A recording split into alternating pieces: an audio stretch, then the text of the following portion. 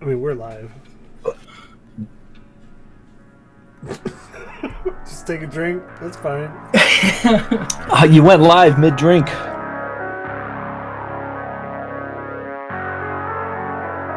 Hey, guys. Hey. Everyone. We are back Hello. at it. Curse of Strahd. You gotta get that H pronounced. Strahd.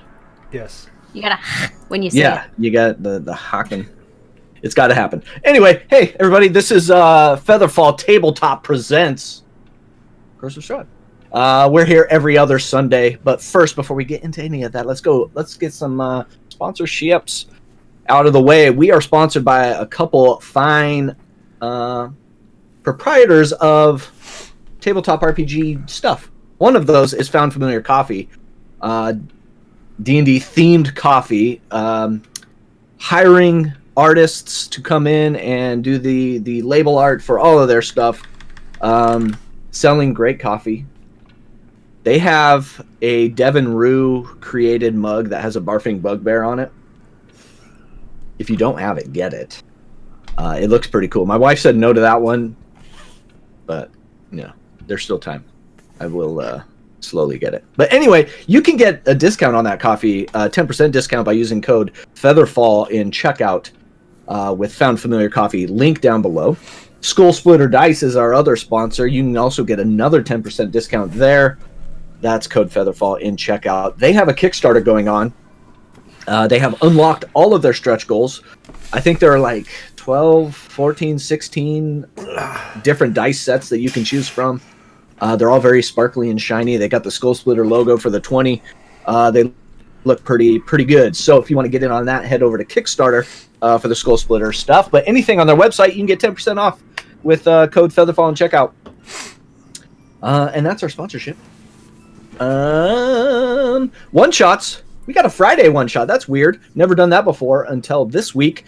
DM Matt, aka Vanish Zone, is running a Burning Wheel game for us on our channel with a bunch of community players there. So that'll be 6 p.m. Pacific time on Friday of this week for Burning Wheel. If you want to join those one shots, check out our Discord down below. We got new ones happening all the time right now. Cincinnati D&D, otherwise known as Impact RPG, has a game set in Barovia. It's kind of cool. And that there are openings for that. There are 3 openings still for that game if you'd like to join that one. And that is in January, February, March, April, May, I think. We're booked out. But new ones coming all the time. The Gods We Know taking a week off. Adam, you know what you guys are doing this week? Yes, we're actually Jen is going to be our game. I believe it's called Impulse Drive, which is a new system. I don't know if people have heard of it, but we've got the creator online. I don't have his I think name it's Baby Metroid on Twitter. Yes, Baby Metroid on Twitter, and they're going to supply us with a couple of promo codes. Well, not promo codes, but just like codes to download their system, and they're giving us some layouts, and yeah, it's gonna be fun. It's like a sci-fi tabletop. So we're all jazzed about it. So it'll be fun. So that'll be Tuesday this week, coming up in a day or two. 2 days, day or two. Yeah. Definitely 2 days. Yeah. So check that out. So like I said, this is Curse of Strahd. This is session 4. We are saying goodbye to the Death House, also known as Durst Manor. And for this playthrough, we have a special sponsor. Curse of Strahd is sponsored by Roll20 themselves. We will be using the Curse of Strahd module on Roll20. They have a list of 2020 projects that they are working on for this not upcoming year, this year. Custom token markers, updates to Fog of War and dynamic lighting, better streaming support and integration. There are close to 5 million subscribers on Roll20. You should be one too. So check out their digital tabletop array, roll20.net. This is how we roll. Dax has something exciting to share. Yes. Dax, what did you do? So, considering Curse of Strahd is a long module, given if we survive, which I'm going to hope that we do, I decided it was appropriate to go out and get a commission of Myrna, and I was able to get a really good one from X Calliope on Twitter. I'm gonna put it in chat, and hopefully my phone will actually. Okay, so my phone's not gonna let me do it, so I'll just spell it out. It's XCALLI0PE. They were amazing to work with. They've got great art skills. Totally check them out. They're amazing. So just wanted to give them props for the great work they did. Robust. Yeah, and that is on stream right now, so you can see that in all its glory. There are some scars on this Dragonborn that we don't know how they got there. So that's interesting. And I think this is just you are just building incentive for me not to kill Myrna because you. Well, yeah. I mean, once you have art of a character, is that what you're doing? Kill them. That's the rule. So I am the safest one in the party by my logic. Yeah. Yes. I think the reverse applies. Usually, as soon as you get the custom mini, or the custom art, they die the next session. So you are not helping. Our prayers. We'll keep doing our prayers for tonight. Well, I will say, thanks a lot. Having the art commission and an AC of 18 is going to help keep you alive. We hope. I don't know. I mean, I've already lost half my max HP, and I've already been the first one to drop in the campaign. So you are one long. Actually, I was the first one to drop in the campaign. Oh yes, that's right. You were the first. I was second. I got cocky with the armor, and it just went, "Hey, no." First, worst, second, the best. Okay. At least by middle school rules. All right. So, anybody have anything else I want to say? Otherwise, I'm jumping into recap. Let's do it. Doing it. All right. Recap of session 3. You all ventured your way down into the dungeon. That's where we started the session, was underneath Durst Manor in the dungeon. You made your way through a few halls very tentatively. You were picking up some weird chanting in a distant coming through the halls. You shared a few moments together in the dining hall, sitting down at a wooden table that was there. We figured out that Myrna has a taste for bone marrow. Bull maybe shared some of that with her. Tack got in some trouble with a Grick that was hiding in the little alcove. Took some damage for the first time in the campaign. And then you seemed to almost fast-track this dungeon and made it to the bottom and the source of the chanting very quickly. There you were faced with questions of whether to sacrifice something or not on this raised dais in this ceremonial chamber. You chose not to. And because of that, you had to fight the dreaded Lorgoth the Decayer, which was a shambling mound hidden in an alcove that came coming out. Through some clutch warlock spells and some dice rolls, you defeated Lorgoth, and thus ending any chanting, any apparitions that were surrounding that chamber. And I think that's pretty much where we left off. Post shambling mound dismantling. Just to be clear, I did take my skin cape back. There was some questionable leather that you did grab. Yeah, you have your questionable leather that I don't know if Myrna knows just yet. Oh no, she would because you put it up on the dais. Yeah. Yeah. Yes. Oh boy. So so many questions to be asked, but that's where we are. You are currently still in this room, in this chamber. That was from what you could tell, was a sacrificial chamber for some weird cult that was taking up housing here in the bottom of Durst Manor in the dungeon. What would you all like to do? I believe Bull grabbed make a recreation of what this person's face might have looked like. From looking at the skull and drawing. You grabbed a skull, is that what you're saying, and you want to recreate it? How? I just want to see if I can draw a picture of what this person might have looked like, judging by the features of the skull. You want to play CSI? Yeah. Yeah, give me a medicine check, because I should say with disadvantage. Are you proficient in medicine? Jack of all trades, so I add the proficiency. Yeah. All right, just a straight roll. Straight medicine roll. All right, that is a 11. With an 11, you just maybe you haven't done this enough. It's pretty. I mean, it's a skull. So you're giving us some features. You're putting a little bull flare on there, but you can't really tell for sure. At a certain point, what you thought was going to be a good drawing and true to the form that once was, you kind of lost maybe interest, or you lost creativity, and now you're just kind of doodling. Okay. Please tell me this is a stick figure. I'll hold the picture up to everybody. Anybody recognize this person? Yeah. What am I looking at? Well, you're looking at someone who's lost their lives down in this. We're not in a cave. This is a basement. Where are we? Why does it have a big red nose? Hey, well, are you body shaming this dead person? Are you certain they had an eye patch?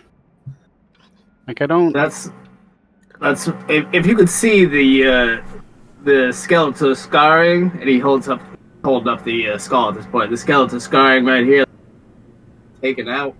So they're fairly certain that there was a patch of some sort there.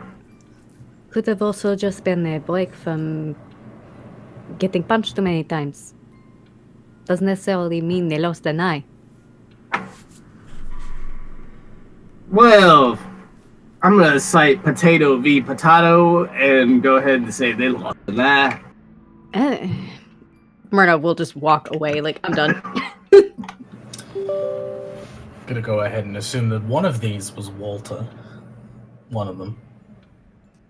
Is one of the skeletal remains like that of a baby size? You can give me we'll say at this point a medicine check, since you've spent time in this room enough investigating. We'll say that would be a medicine check to see for a smaller. That'll be a 17. You are not picking up any child-sized bones here. These are would mostly be adult. Except you did find a halfling, as I recall. Yeah, but that's bigger than a baby. But you can tell, like, the girthiness of the bone itself is a little different. I'm picking up bones and just kind of tossing them as I go. No, they all look like they are adult-sized. I do not see anything that is a... This is too big. No. Just going through the puddle and... Yeah. Okay. Not being as respectful as I probably should be, but we're supposed to be here to find the baby and then get the hell out. Yeah. Sorry, go ahead. No, I was just gonna say, yeah, you didn't come up with any. Can we loot this body, this bramble? You want to loot the? Yeah, you can look through it if you want. Hey, let me get in there. Yeah, go ahead. It's a big mound, so I mean, if you really getting any into it, you're gonna have to like do some ripping and some tearing. Yeah, that's like a 7. I don't. Yeah, you're interest. You're having a hard time getting through the tougher armor-like exterior that is the bigger, thick roots and brambles that are combined.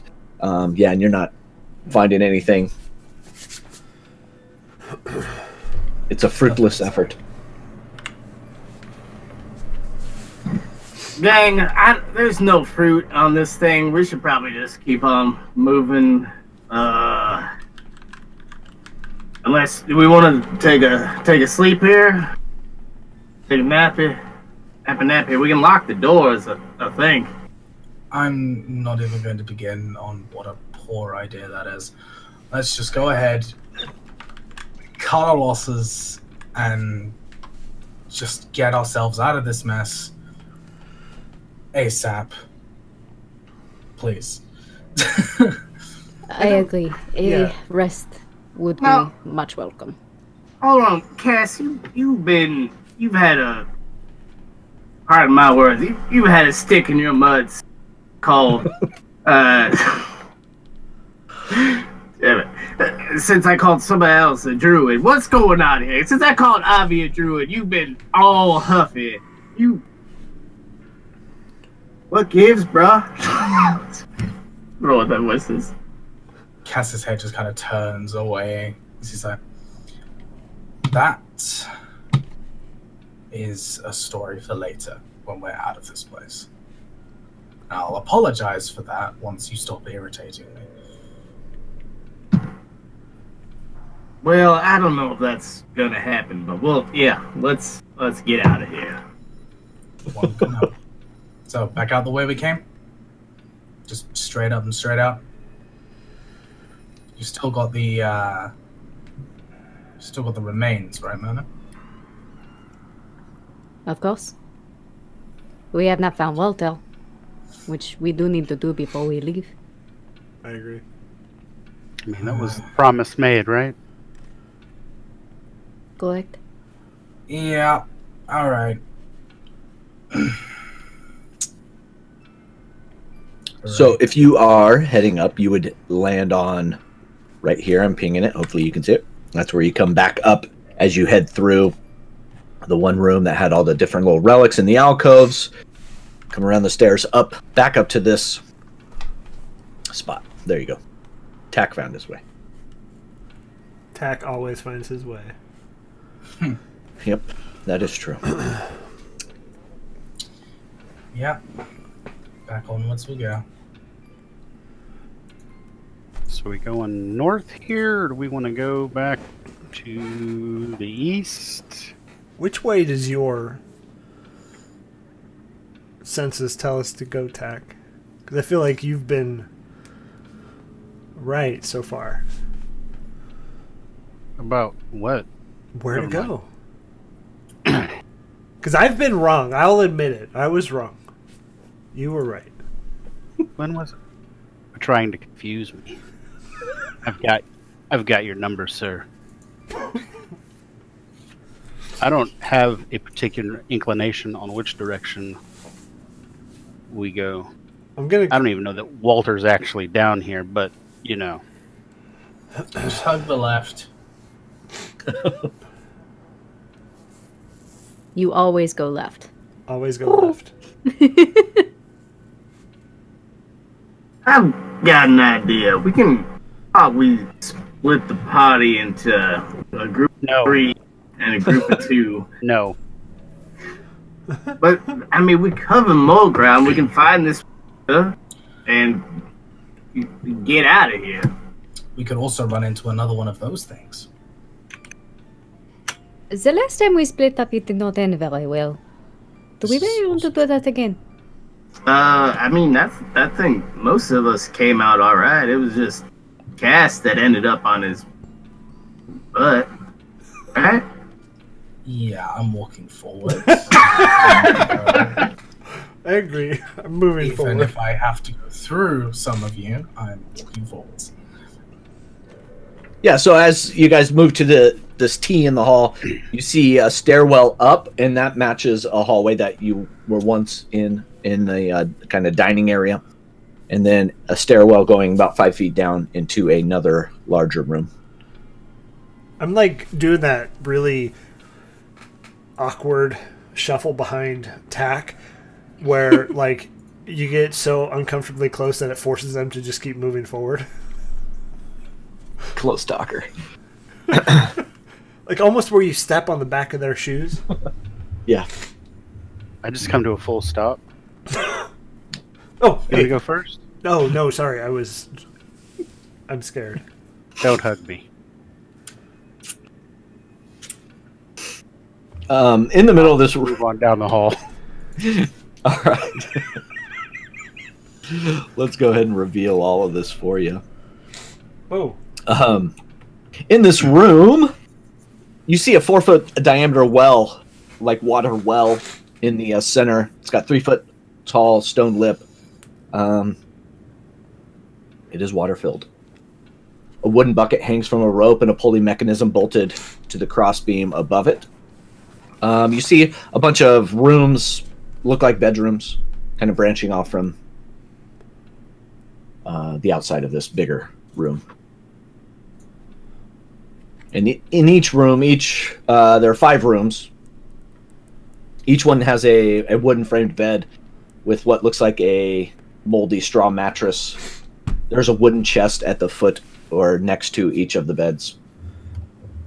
and you can see a rusty iron padlock on each one of them. So maybe we could just take a rest in here. But we each get our own room, right? I'm just gonna walk through and just stick my head in the well. Oh, what? Just straight up, just proper. Yeah, you see, it is does have water in it. It is about probably 3 feet from the top, and it looks rather dark, like it goes for a waist. Are you actually getting your head wet? Are you like? Sure, yeah, I can bring underwater. Let's go ahead and... Yeah, you kind of like teeter over the edge enough to get. You're more like, if somebody came in behind you and just tapped you a little bit, you'd fall in. And if you're not properly gripped, Bull, don't take my advice. But yeah, you do get your head filled. It is in a dungeon of death and decay and nastiness. This water seems to be pretty fresh. Like it doesn't carry that same kind of smell and ichor and filth. All right. Do I see anything unusual or some dive in my head? Or is it literally just water? No, you're not getting anything. It's just water. Cool. Yeah. Pull my head back out. Just gonna. Better. You can use that to freshen up if need be. I'm going to like Dark Souls mimic check this chest and just like hit it. What? As your foot gets close. What are you hitting it with? So I have a scythe that I'm just gonna kind of like poke it. Yeah. Yeah, you do that. It kind of taps. Sounds hollow inside. Can I try and like break? There's an avoid. Break the lock. Yeah, give me an attack roll with your scythe. Is that how you're gonna do it? Yeah. How rusted are they? Much like the portcullis that caged off the sacrifice chamber, it's got rust that's superficial on the outside, but it's still there's a lot of metal intact. Avi, you want a hand with that? Yeah, if you would. I mean, clearly we're here to check everything, right? Maybe Walter's in one of these chests. I'll use shape water to pull a bit of water from the well, cover the lock and freeze it so that it's easy to smash. Ooh. Just kind of bend it forward, freeze it. All right. Just go. Give that a go. You should put up the map. I'll say attack roll with advantage. Okay, good, because the first one was a 9. Yeah. Oh, 19. You're on mute. Give me a damage roll. Sorry. What is the damage? I'm sorry, I don't do this. I don't normally attack. Yeah, I let's do that. Use roll 20s. Sweet. It's 4. What's your damage die on a scythe? 1d4. Oh, really? That seems low for such a large weapon. Yeah, you're able to catch it, and with the ice that have come in and kind of tenderized some of that metal, you're able to, and it kind of, the loop is still hanging on, but it is now free swinging. And I'm sorry, I meant a sickle, not a scythe. Very different. Okay. Yeah, let's open it up. See what's in there. 6 scythe, dude. Yeah. So as you open this up, you see it is empty except for right in the middle is a black leather eye patch with a red garnet gem embroidered, like sewn into the center of it. It almost looks like an eye. I'm gonna put it on and yell for Bull. Bull, I think I found his eye patch. It's on my face. Bull will say, "What?" And he'll run over there. He's like, I knew it. I told you all. I saw them was. And he's excited. He's getting beyond all means. And as you're kind of looking at it, you could tell the gem itself has a little bit of worth to it. Okay, I'll just wear it. Like it's not so. I'm gonna go one eye for a while. With my questionable leather cape. Dude, you are getting outfitted. Welcome to Barovia. All right, yeah. So that's all you see in there, in that chest. Oh, and that reckon they were chest. Hey, you can't.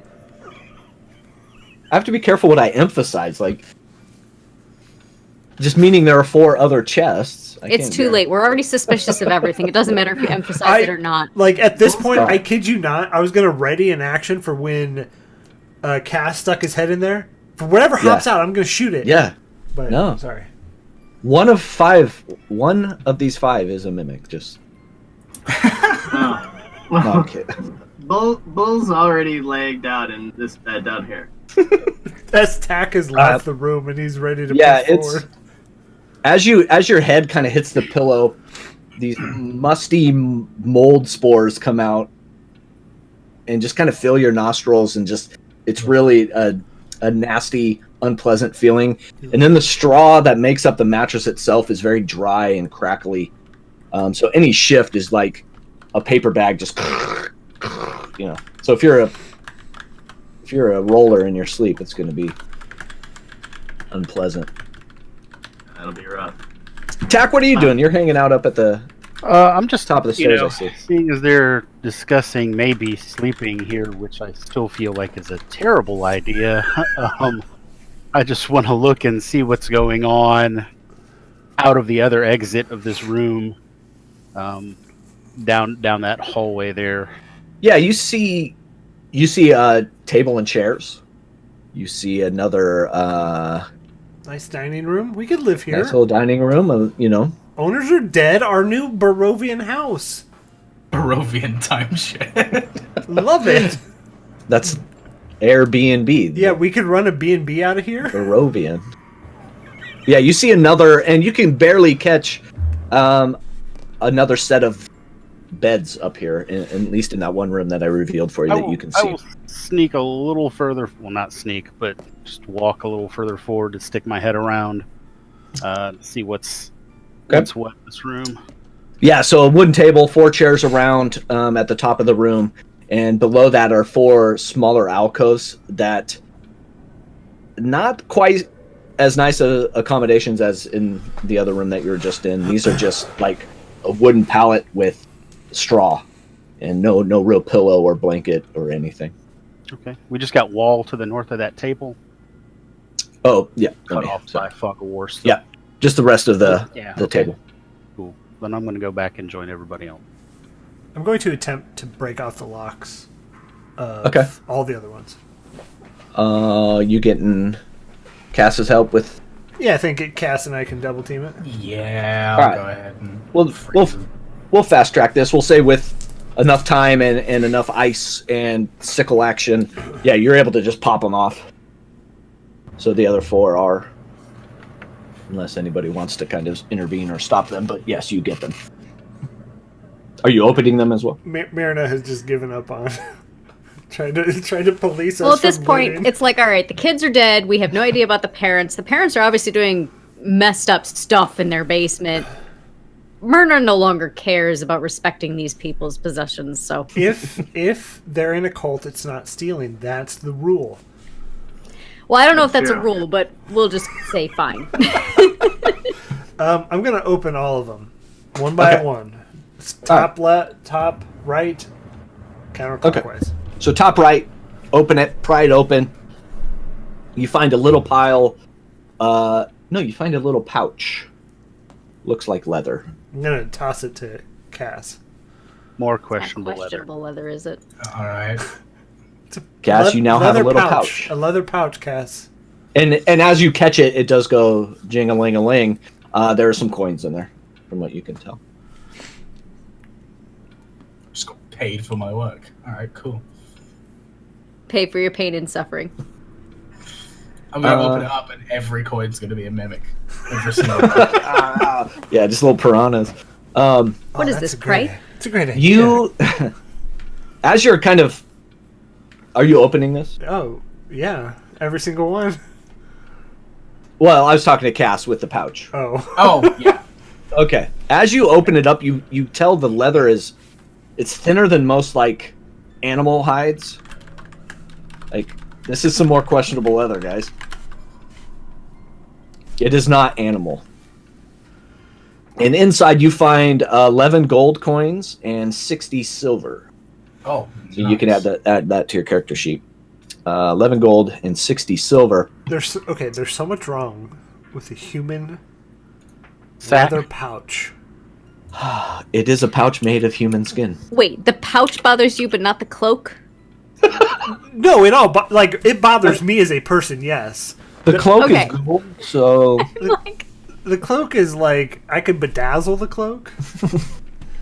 But you can't bedazzle a pouch. you could, but should you? Gonna go ahead and Discussion for another day. Switch those in, and then just kind of ditch the questionable leather as fast as possible. All right. Avi, as you open this second chest, third chest actually, you see 3 little agates in there, Okay, sitting on a piece of black cloth that has been unfolded, I'll fold And the it's just cloth there. up and just. and they're green colored, kind of mossy. There's 3 of them. Okay. And Bull, I don't know if you're wanting to deal with this one yourself. Bull's asleep. Oh yeah, Bull's sleeping. So while Bull's resting, I'll go into. No, I don't know if he fell asleep, but We'll be hanging out, and as you come in, he's like, "Hey, now anything you find in that chest, 50-50, because I claimed dibs on the Oh sure. room." Yeah, Yeah, definitely will. no. yeah. In this one, you open it up. There is 1 hairbrush. There's not 2. There's 1 hairbrush with like an ivory handle and back, and then as you turn it over, you can see that the bristles themselves are metallic-y, glistening silver. Bones, they're bones. Okay, so Dibs. yeah, I'm gonna hand it to Bull and say I really don't have much use for this as I through my fire here. Alright, and he will take it and start to brush his hair. And last one. We're all dead. Here we go. In this one, you find a short sword. Okay. A little more shiny than any other like metal or anything else in here, and you can surmise that it is a silvered short sword. Sure. So I'm gonna come into the main room. I'm gonna take the eye patch off. I'm gonna lay the agates out. I'm gonna lay the short sword down and say, "Hey, this is what we found in here. Feel free to lay claim." I'll be honest. I kind of want to upgrade my weapon, but if somebody else has a need for a short sword, I'll take the eye patch. that's fair. It is a pity we did not have that earlier. And I'm just like glaring at the silvered short sword. You can take it. I mean, you'll probably use it more than I would. Gonna shift my shield and heft my warhammer. I do not need it, but thank you. Okay. I shall call you Sting. Formerly from the police. Bull will look at you like, "Who are you? Are you talking? What's happening here?" Oh, nothing. Let's go back to bed. It's okay. Oh, all right. Nobody else. Okay. And I guess I'll just fold the agates back up and put it in there, and then I'll take the short sword. So, real question: do we want to try and rest here? No. But I feel like Sorry, do we need to rest here?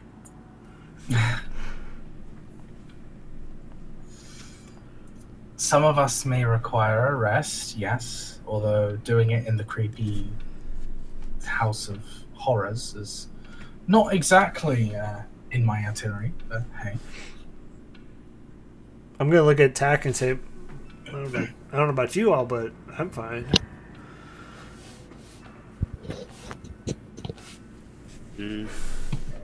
I leave it up to the folks that have been wounded.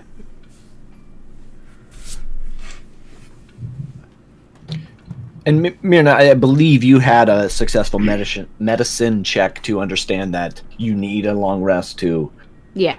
get those I hit points back. Okay. Yeah. I will need a rest sooner rather than later. Otherwise, I will not be much use.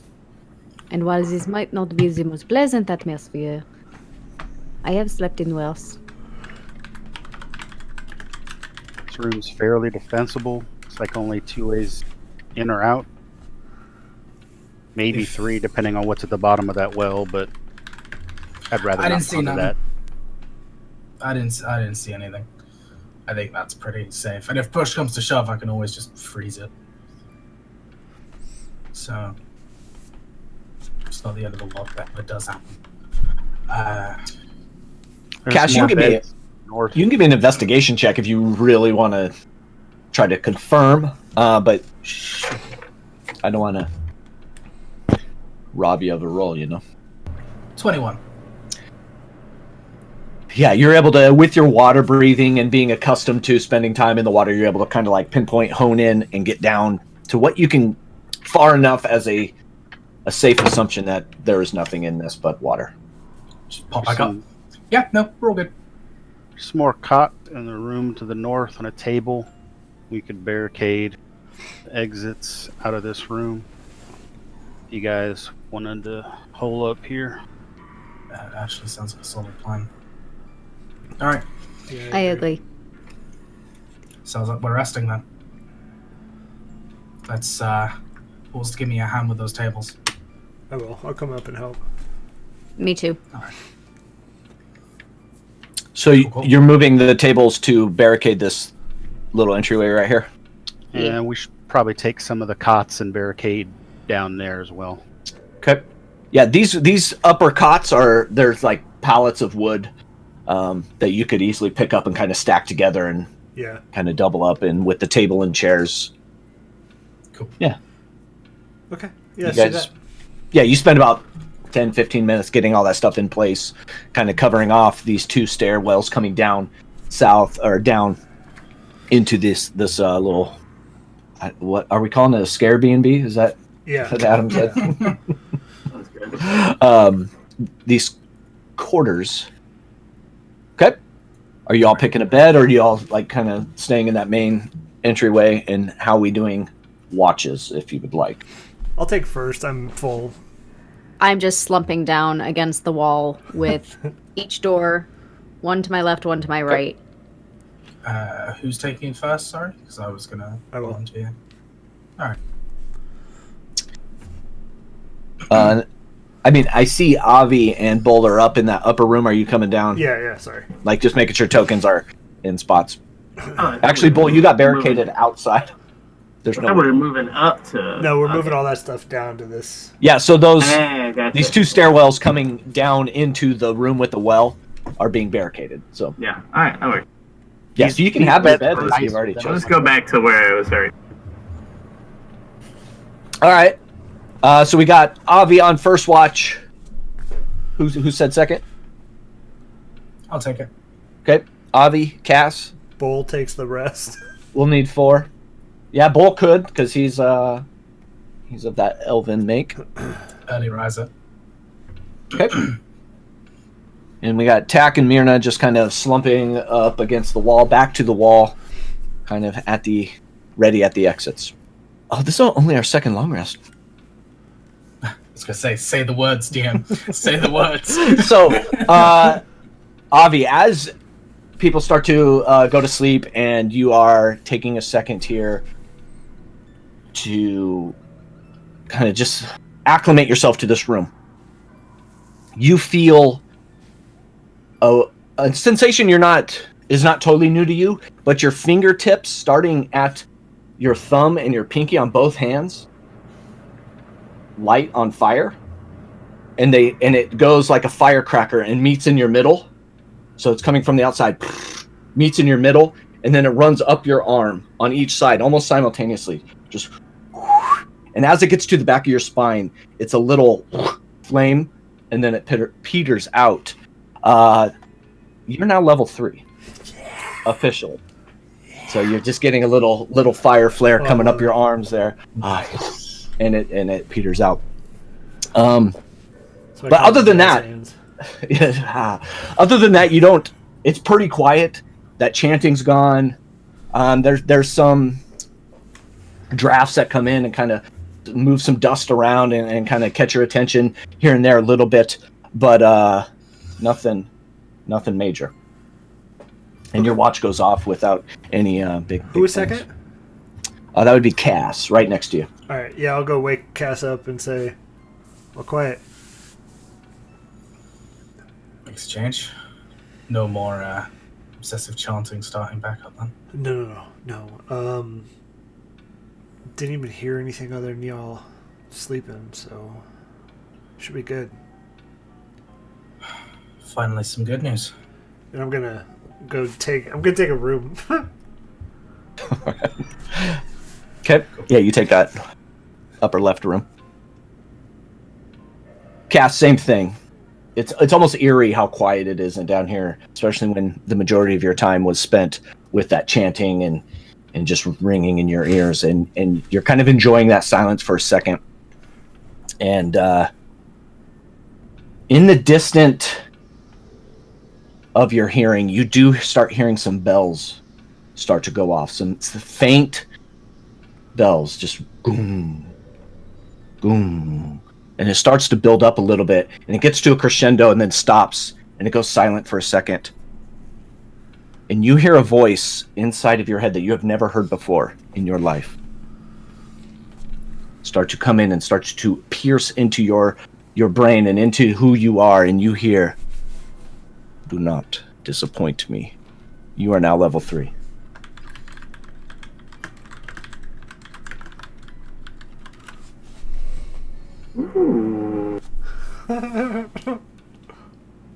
Okay. Shivers. Cass is not happy at all right now, and is kind of just looking left and right and trying to figure out where the hell this is coming from. Just kind of bolts up to attention quickly, draws his weapon, realizes there's nothing in the room, just kind of awkwardly settles back down. Okay. That's new. And the rest of your watch goes off without a hitch. Do I be smart or do I go with roleplay? No, I'm gonna go with roleplay. Screw it. Do it. I am not gonna wake anyone up. I'm gonna take the next watch myself and just let people sleep. Okay. All right. Just kind of stay up. So you will. Thinking about this whole. I will probably take a point of exhaustion. You will take a point of exhaustion if you stay up. I'll let roleplay happen and see before we make the final call on any exhaustion points that come on. Because Bull, at a certain point, I think your trance, however you want to deal with that, your trance would be up. But before we get there, let's deal with not deal with. Let's take care of Tack here. Tack, as you are kind of leaning up on this wall and almost slumped over, head pointed down, chin tucked, you start to get a taste of salt water in your mouth, and maybe Cass, give me a perception check as you're up and about. Oh, that was good, but in this case, I almost don't want it to be good. Perception 16.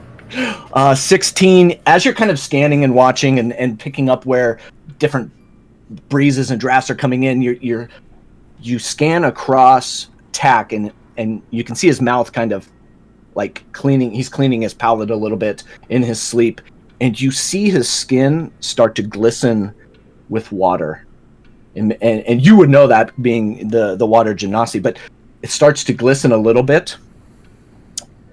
And Tack, in your mind's eye as you are asleep, your eyesight begins to blur a little bit. You start to feel that salt water come up into your eyes. It's burning a little bit.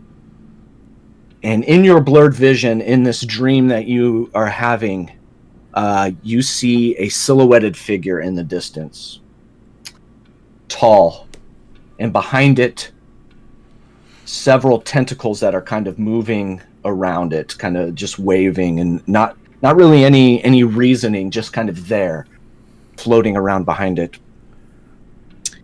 And you see one of its arms, humanoid arms, come up, and it points at you, and it signals you, like, to come to it.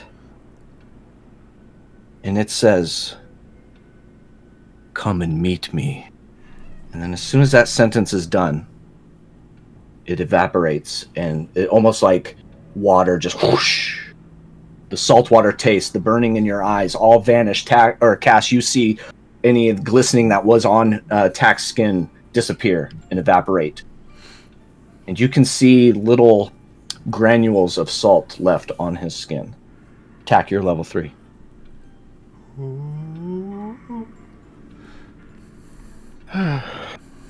Bull, how are you doing? Are you staying in your trance, or are you gonna get up?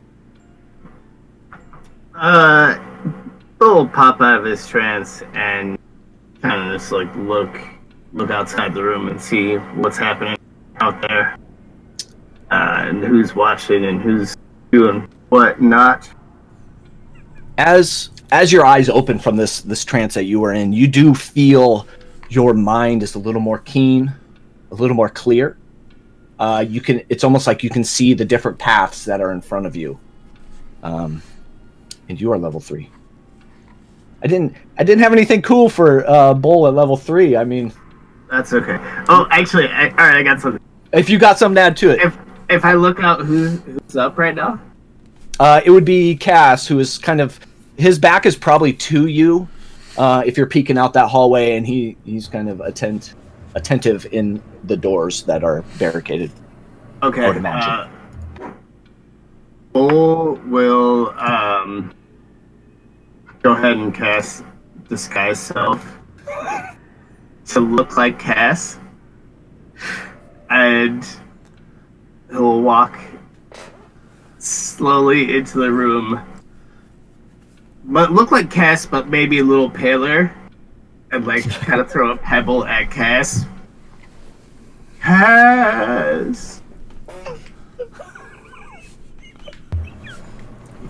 I turn, immediately see this, draw my weapon, and just go, what the hell is going on? Cass, I'm the ghost from you, futures past. Listen to Bull, or you will meet the fate of me 3. Lifts up his chin a little bit, and his throat slashed.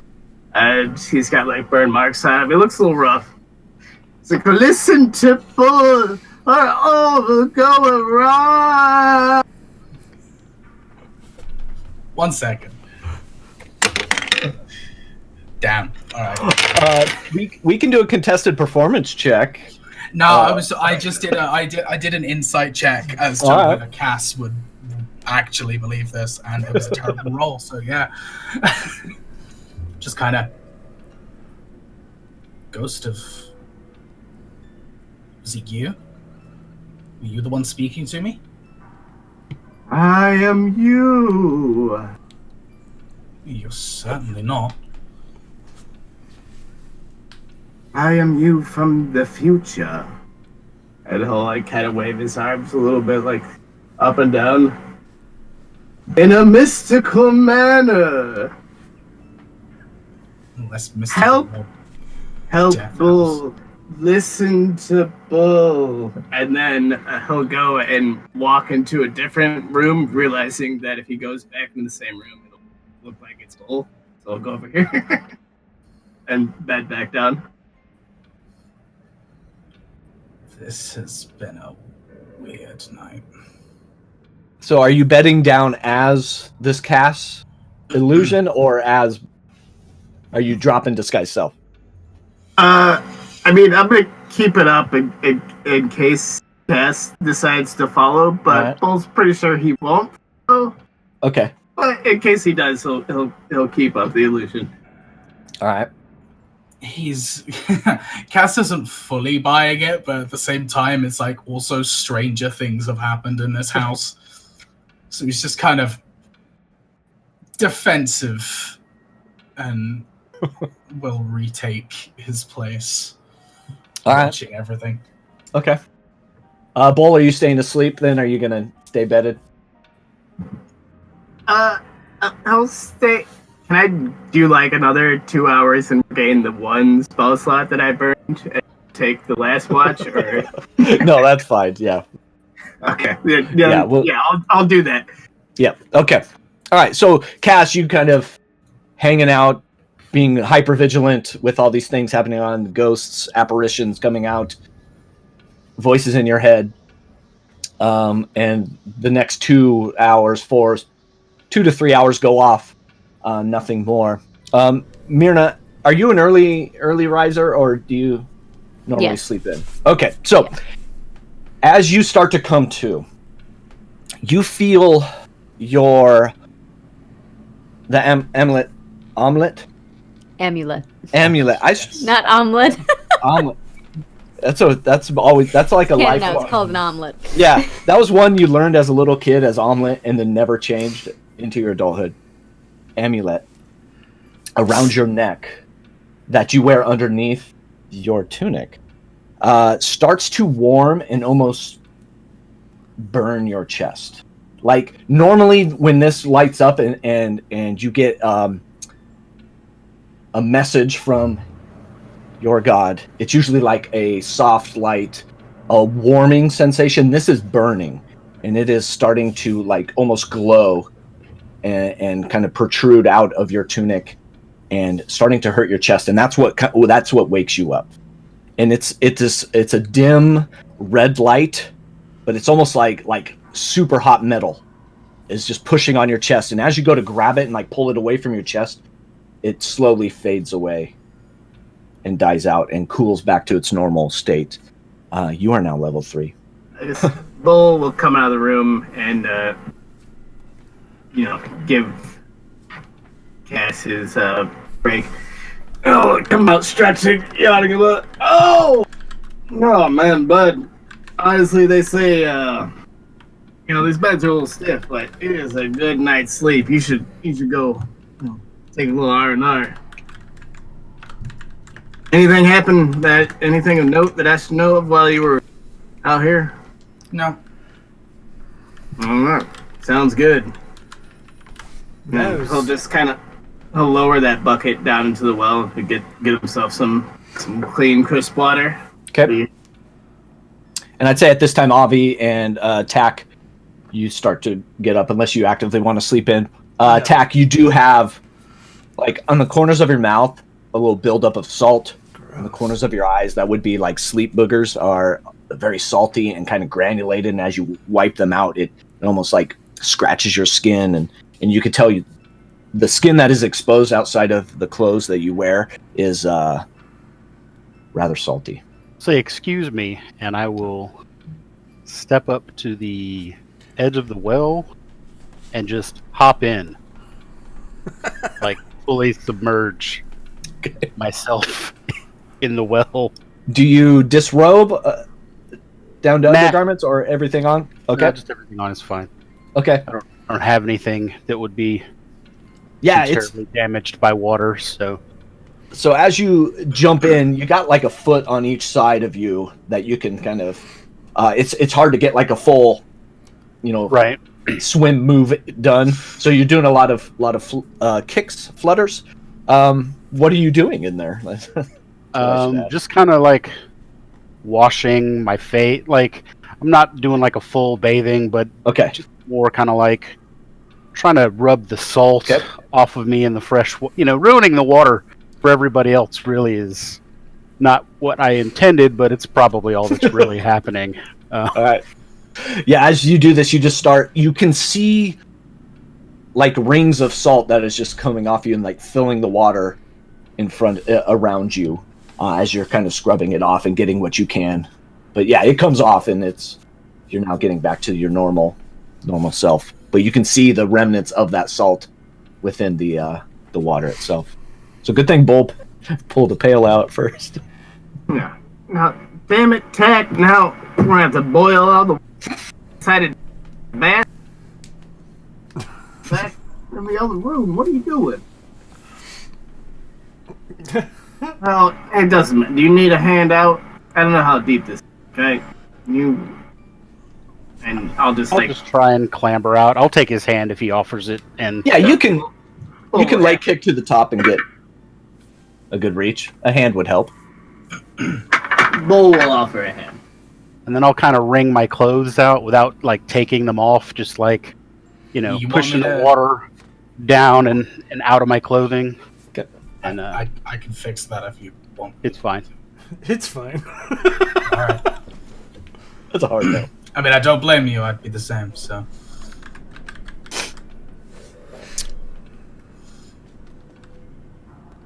All right. That's everybody, right? Should we just leave? The temptation is there. Yeah, I think. How's everybody feeling? I feel pretty fucking good. Can we just go? I feel good.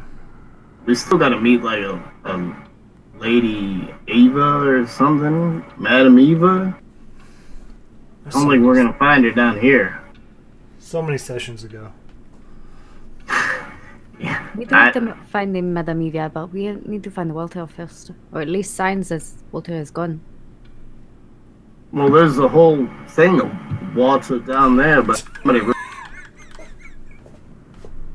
And he looks towards Tech. I'm gonna look over at Cass. Cass, you stuck your head in the water yesterday. Can you Yep. breathe under that? I can. How would you feel if I held you by the ankles and dipped you down to see if you could tell what's at the bottom? I didn't see anything the first time, but if you want me to recheck, I'll be happy to. I think it might not hurt. It's not like I'm gonna drown. Yeah, alright. I'll go ahead and dive back in and go right down to the bottom and see what I can see. Okay. As you kind of get up on are you going head first, feet first? Oh, head first. Just straight. Okay. Yeah, straight you down. can't. It'd be hard to do a turnaround in there, as it is pretty tight. But you're accustomed to water, so you jump in. You kind of get on and dive yourself in. And it goes and it goes and it goes, and about 30 feet, you get down to the bottom. And at a certain point, the brickwork that built the well stops, and it just becomes like earth, raw earth. But there's still this pool of water down there in this cylindrical fashion. Alrighty. But yeah, you get about 30 feet down and touch the bottom. It's less salty there. Less tack salty. Yeah. Yeah, you get below the salt layer. Let's tax salt. Tack size. Anything actually down here with me, or is it literally just? Nope, it's that same tube diameter all the way down. Cool. And you said there was earth. Yeah, at a certain point, it does go from like a constructed where they just couldn't get low enough, or after digging they just ran out of room, whatever. But it does get earthen. It's just regular like groundwater. Yeah, nothing, yeah. Nothing out of the ordinary. Yeah. Yeah, where you would know like the earth water is collecting there, and then they pull it up. Cool. Slowly work my way back up. Yeah, you're kind of like having to push up. Feet, Myrna, you see his feet come out first. I'll grab his feet and help get him out of the Good. well.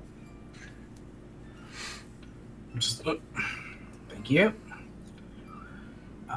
Still nothing down there. Still just looks like a regular old well. Although why you'd keep a well in a spore In a basement? infested basement? Yeah. Beyond me. Well, considering there are beds here and there are cells, and we also passed what looked like to be a dungeon earlier. Surprised me if they were keeping prisoners down here. And you still need to water your prisoners. You may not feed them, but you need to water them. They grow big and strong. Wait, now, we're given the prisoners have Walter. What, man? Beginning to wonder. Water, not Walter. Water, not Walter. I'm beginning to wonder whether it's just an accent inflection. Maybe they really did mean water. All this time, just that's water in the basement. Well, it's just. Oh, sorry. Walter under the bridge is what. Never mind. Okay. All right. Can we just find this fucking baby and get out of this place, or just get out of this place? We got Madam Eva to find. Well, these ones are the ones that said "promise fulfilled." So. We got the kids' bones. We can take them out. Burial. I got bells. We can just go right up to the top floor and jump out. We promised to find Walter. And I feel if we go back on our promise, Avi may be suffering. Or someone else may be. I, for one, do not like to go back on my promise. An oath. A solemn oath. Yeah, I'm already clearing the debris and going out the room at this point to continue on. I'll follow. You're on mute, Chris. Yeah, so Avi, you're kind of just, as that conversation going on, just throwing stuff away, clearing that, moving on up. Moving on up. Everybody following? I'll hang back a bit, but yeah. Okay. All right. Cass in the rear and Avi leading. I'll hang back with Cass. All right, Avi, what are you doing as you're kind of making your way back into charted territory? We're gonna go to uncharted territory. Ooh. So, you see what? There's this stone slab that is a door that is open. It is blank. There's nothing on it. And then as you look inside, both of these are empty. Both of these little rooms are empty. Can I close the slab? Nothing. Yeah. Easily? You can certainly try. Yeah, you can.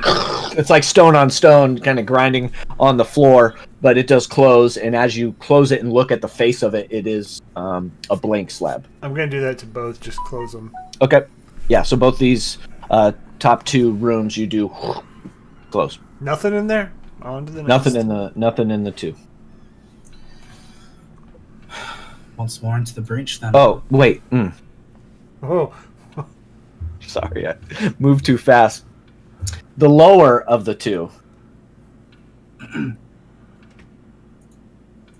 you see, as you close the door, you do see etched on that slab the name Walter Durst. But as you look into the crypt, it is empty. So the top one is blank. The bottom one is etched with Walter Durst. Is it like craft, like artisan craft, or just like roughly some kid did? No, it's like it was manufactured and brought here and then put into place. Well, maybe a clue. Would I understand that this is a crypt? You can give me a check. What kind of check would that be? Intelligence? Religion? Man. Religion. Yeah, let's do religion.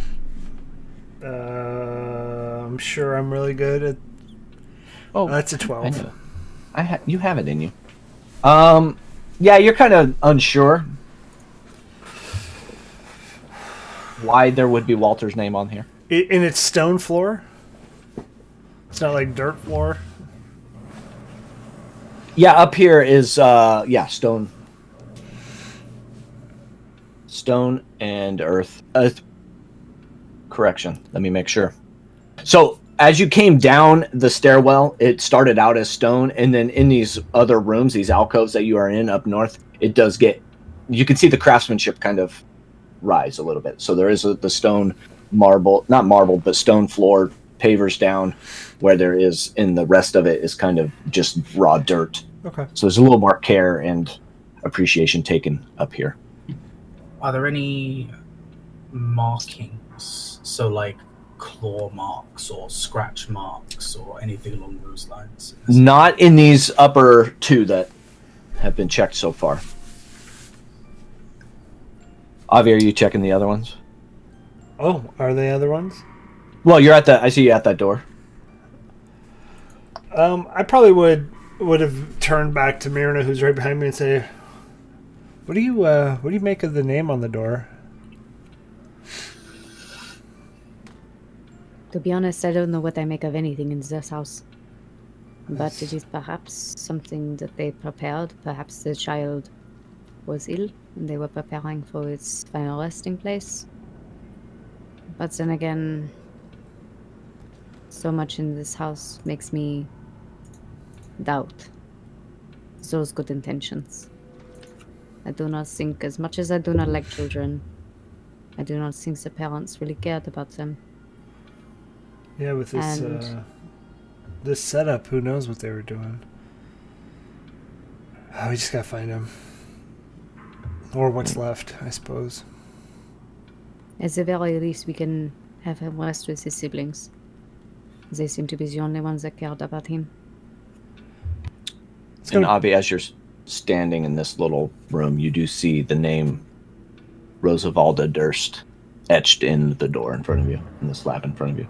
I was gonna say that as like we're talking about, the parents treating their kids and just that this is not a good environment. You see my flame just grow a little bit hotter, a little bit brighter. I'm gonna open the crypt, the Rosa Valda. Okay. Yeah, again, it's that same stone on stone, and it locks into place. And as you look in there, you see a coffin that is, it's not totally set in place. It's on a kind of a cart, like it was wheeled in here and set there. And so it's been 2 weeks. Rosa was the eldest child, right? Yeah, Rose and Thorn were the Rose. names that they gave you, but on the door it said Rosavalda Durst. And so I'll turn back again to Myrna, who probably has more luck in all of this, or more experience. Should we lay the body to rest here? I mean, it looks to be her official resting place, right? You see me looking not really at the casket, kind of askance. And I take the bag off my shoulder and I kneel down and I open up the bag and I just look at the pillowcase that holds these bones. And if you would prefer to rest here for eternity, we can do that. However, I had planned to take you outside in the fresh air, which it looks like you did not have much of. And wherever you will find peace, I will lay you. And I will just wait and see if anything. Avi, as Myrna's kind of down in that moment and saying these words, you feel a remnant of that possession of Thorn being with you and pulling you down. Not down, but down this hallway towards that other door. Okay. And as your eyes kind of catch that door, you do see Thornbolt Durst written in there, and you can feel this urge, this unnatural urge, just pushing you towards there, almost bringing up your hand. Yeah, I'll push it. Okay. I'll let the urge take over.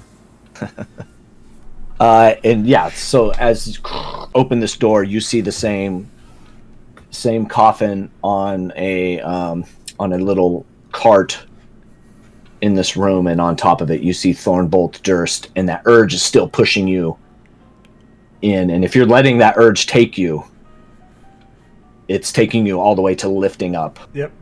And it's almost like you can feel it kind of coming up and out of you and wanting to lay itself down in there. And I'll turn to Myrna. I think it's right to put them in here.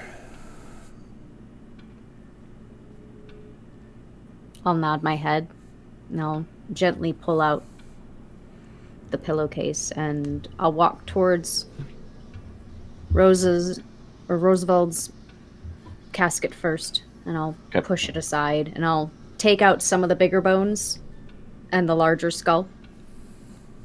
Close that, and then I'll go over to the other crypt and I'll do the same for the remainder of the bones, and when I'm done I will stand between the two doors and pull some incense out of my pack and light that and just silently say a prayer. Okay. And as that incense kind of comes up and hits the nostrils of Avi and yourself and Tak, who's kind of peeking around the corner, Avi, you feel that urge exit out of you, and you can't see it, but in your mind's eye you do feel this kind of settling, and that incense is now spreading and wafting into that room and kind of filling that room with the floral scent of the incense that you're burning, and kind of makes it a pleasant spot in an unpleasant area, and it kind of settles down. And you do feel, Avi, especially you feel like a calmer sense, like that fire that was raging is now kind of dimming down. And should we say anything? I feel like we should. But what do you say to children who were locked up in a room? They're probably most of their life. Who could not even look out their bedroom window. I think just be at peace, and hopefully there's something better.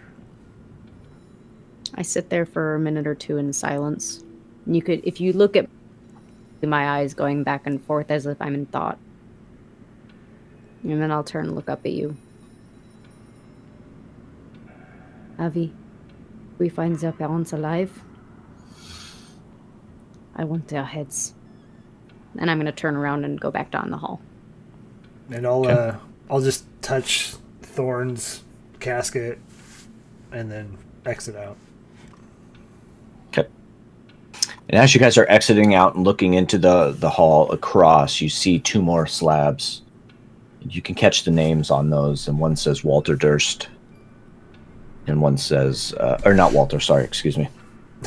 Whoa, hey, we got something! Sorry. Okay. The upper one says Gustav Durst, and the lower one says Elizabeth Durst. Well, might as well open it here, see if there's anything in here. As you open this lower one, and you see again Elizabeth Durst etched on the top of the coffin that fills this room. And this has a more ornate kind of resting place. It's not on a cart. It is on a slab that has some care put to it. It isn't like it's been there a little bit longer, or it's just it wasn't a last minute thought. And Bowls. Sorry. go ahead, Adam. What you got, Bo? So, Bowls gonna tap Cass' shoulder. I'm like, hey, Cass, I saw what you did back there, and, well, went on the water for quite a while, and I don't know when the best time to bring this up is, but, I'm going to be starting my own troop soon, so if you would like to join, be one of the leading people, like, I'd be happy to have you on. You could be a partner. You could be, Bull Cassidy. And, and the Sundance Squids. This he did the water thing. No, you don't have to answer right now, but you know. I have had a long and interesting night tonight, morning. I don't even know anymore. You're talking about the time to bring this up? This was not it. Well, I mean, you know, you miss 100%. 100% of the shots you don't take. Same as Archer told me once, but bigger fish to fry, I suppose. Let's keep moving. My eyes are still trailed forward, but as Bull begins to walk away, I put a hand on his shoulder. I just say, sorry for losing my temper. And I let go and start walking forwards. No mind. That's all I do. I'm gonna try and open this coffin. Okay. As you come in, how would you like to open this coffin? Barely. I just want to see if there are enough to see if there's bones in there or something or whatever, right? Yeah, Remains. it's a bit. There are no slabs, or there are no hinges. This is a slab. That's what I was thinking. And you're able to kind of just shift the end of it, the tapered foot end. And as you get enough to kind of peek inside, you do not see anything inside. Can I see the everything in this casket, or can I just see it? Yeah, you have night vision. Yeah, you're able to kind of peek down and look in, and yeah, there's nothing. Completely empty. Yep. So at that point, I'm going to seal it back shut, run Okay. to the other one. Okay. As you come up into this one, it does have the name etched on the slab door, Gustav Durst. And yeah. You doing the same thing? Yeah, slowly. But Yeah, I would say slowly, but with a little bit more like haste. Okay. Slow but fast? Slow but fast. Yeah. Empty again. Medium pace. Classic. Deep cut. This one is empty. Okay, I'm going to walk out and say, they're both empty. I thought maybe there was some redeeming quality that somehow they went first and it wasn't them that did this. But I think that illusion's gone and we need to find them. Well, point. I don't know if this is on like the true north-southwest, but I guess below us. Like, well, that's partner, that's the only spot that we haven't discovered yet. Well, down there is the only spot that we haven't checked out yet. So, Well, lead the way then. I'm with you. all right. Although, is there anything right here? I'm gonna ping it. That's where we got attacked. I got attacked by the Grick. Yeah. Okay. The Grick hole. Yeah. Yeah. Well, He was that old a Grick hole. Well, I guess this is the first junction, and he'll look back to you and said, "Ooh." Now, Ave, do you want to throw out your old flame seed in front of us, or do we want to make time for me to cast send Kane out here? Well, I don't think we can wait. Let's just go. All right. Well, I guess I'll lead the way. Oh my goodness. What is this? What'd you guys find? And this is when we die. We're dead. Good thing we rested. Perception check. Give me a perception check. Yeah, I'm going to too. Just Yeah, go ahead. 21. 30. So I mute it, and that is a natural 20. Let me see. What does that come out to? Pew pew pew. That's 25 total. Well, with your jack of all trades, that's like 1,000. Yeah, baby. You do see, as you know, just randomly as you're walking into this room,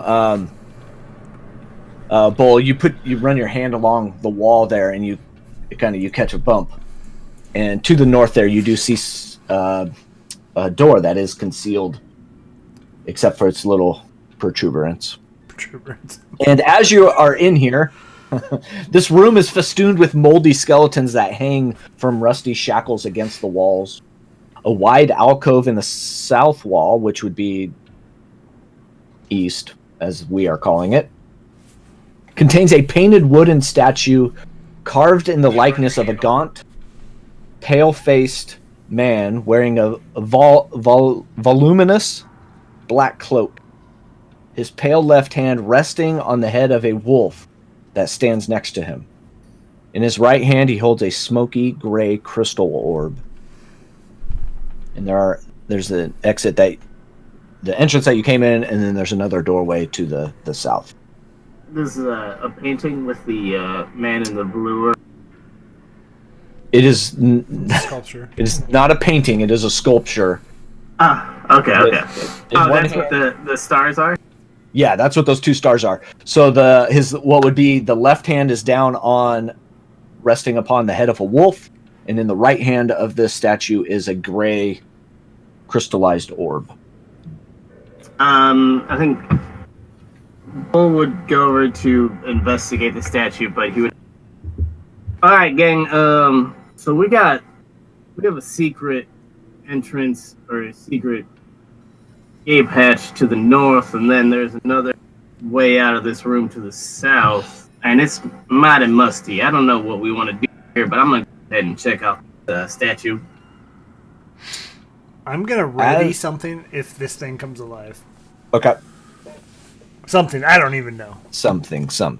The sculpture doesn't look like any of the portraits we saw in the house, right? It does not.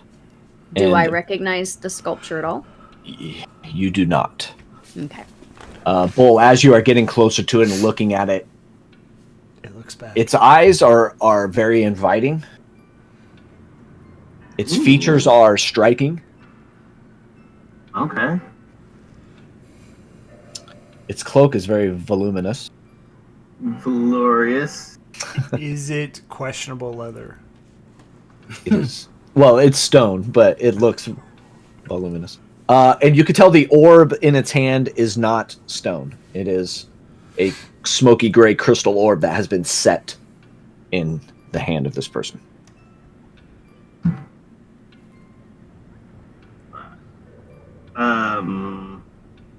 Okay. I'm gonna relay that to everyone. Now, I got an idea. I can whip out Kane, and he can grab this orb. Or I'm open to suggestions. I don't know. We seem to be a team now. What are we thinking, gang? Seem to be.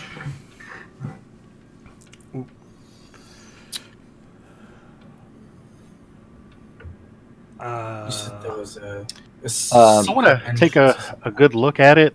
Is it? Okay.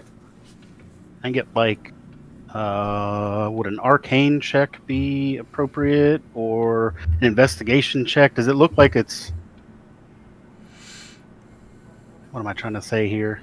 Does it look like a switch or some sort of mechanical? Give me an investigation check. Let's do that. As you touch it. Yeah, I'll put my hands on it while I'm investigating it. I'm not trying to pick it up, as it were, Okay. but I am trying to determine if it's like some sort of Okay. like. It's obviously not the same material as the rest of the Yes, statue, so that's clear. that is a 12 on my investigation check. It's cool to the touch, Can very smooth. It's not moving at all. I mean, I don't think you're touching it enough to like twist it or move it, but it definitely is a separate entity. Can I possibly give him advantage since I'm... Yeah, if you want to help out, yeah, if you're both kind of there. do it. Tack, you want to roll advantage on that? All right. Yeah, roll it again. And that is a 20. So, advantage. Bam. Works. So, as you're doing that, you've seen other spellcasters and sorcerers and the like have things like this that have been used as their magical focus. So this could be an arcane focus if attuned to the right person. It does not have any, from what you can tell, kind of looking at the bottom of it, it doesn't have anything attached to it. It is all, and there's no like hinge on the arm that if, like Indiana Jones style, if you take it off, right, the arm comes up. The statue itself is all intact and one piece. Looks like a magical focus, but it doesn't look like it does anything outside of that. Like it's not really a part of the statue, as it were. Well, it might be a key. We should take it. I'll shrug and pick it up. All right. Yeah, as you pick it up, you now have a crystal orb. And we're all dead. Hell yeah. Tack, I was going to say, before you left this lower entryway, you did catch a whiff of death. Oh, something stinky down there. Awesome. Yeah. Oh, great. Let's head towards it. So Avi, there's something down there that smells like your cloak, coming from the other hallway down there. Well, let's proceed. I'm gonna poke my head around the corner. You see a door that is ajar. Okay, I'm gonna poke my head. Thought it was a door. I'm gonna poke cast. Go in the room. Go. Dad jokes tonight. Yeah, you see in this room there is a chandelier suspended above this table in the middle of the room. Two-seater table. 2 high-back chairs, blank each side.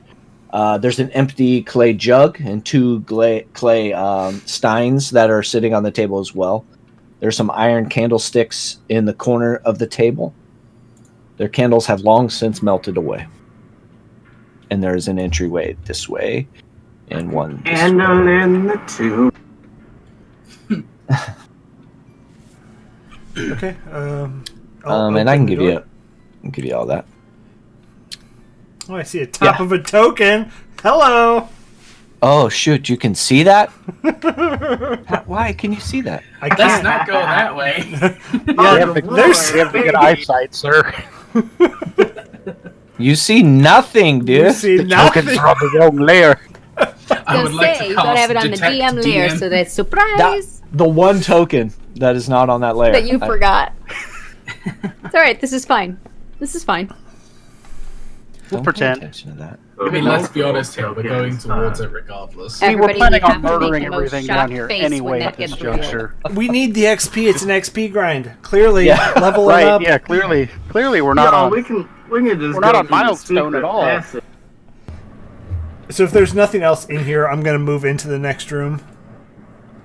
Yeah. Can we clear that black square though? Because it's gonna drive me as a person nuts. That little What one. black square? This one right there. Oh. That one Yeah, that just square. connected. All right, so as you walk into this room, this is the source of the death that Ugh. you smell. It contains a large wood bed frame, a rotted feather mattress, and underneath the blanket itself, you do see 2 humanoid outlines. How big? That they're adult-sized. There's a wardrobe. There's a pair of iron candlesticks. There's an open crate. There's a mimic. A rug of smothering. What can At the it be? foot of the bed is a foot And a locker. cloaker. All right, I'm gonna step in. Yeah. To my unforeseeable doom. I only imagine. Nothing. Okay. Yeah, I'm Just gonna. the more you get in, the more you're kind of in this room. You're just getting that sense of putrid, rotting. I'm gonna take like the tunic that I'm wearing and kind of just over the top of my. Okay. And then I'm gonna slowly, with the other hand, move the sheet or the comforter or whatever. Are you covering your face with questionable leather? No, this is my leather that was made from. It actually smells worse than. I would rather smell me than that. I should make you do Constitution checks. It's like, the longer you hold on to wrong cloak. Everybody loves their own brand. On your side, on the side of the bed that you are on, you start to lift that sheet, and you see a decayed body that is wearing an outfit that is much like the one that you saw in some of the portraits upstairs, and it is the dress that Mrs. Gustav Elizabeth was wearing. It's mom and dad. Is there a way to tell how they died? If you want to come in and give a medicine check. Yeah.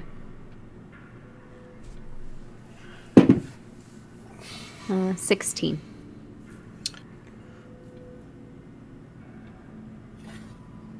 They had. It's much the same as Rose and Thorn. Kind of the slow deterioration and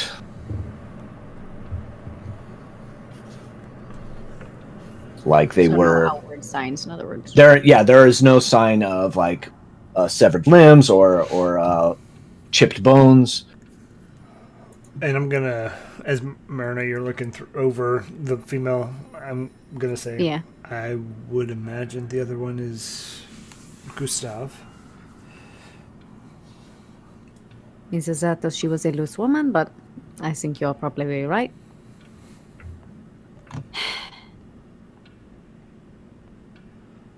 Well, I mean, they were kind of down here in captivity.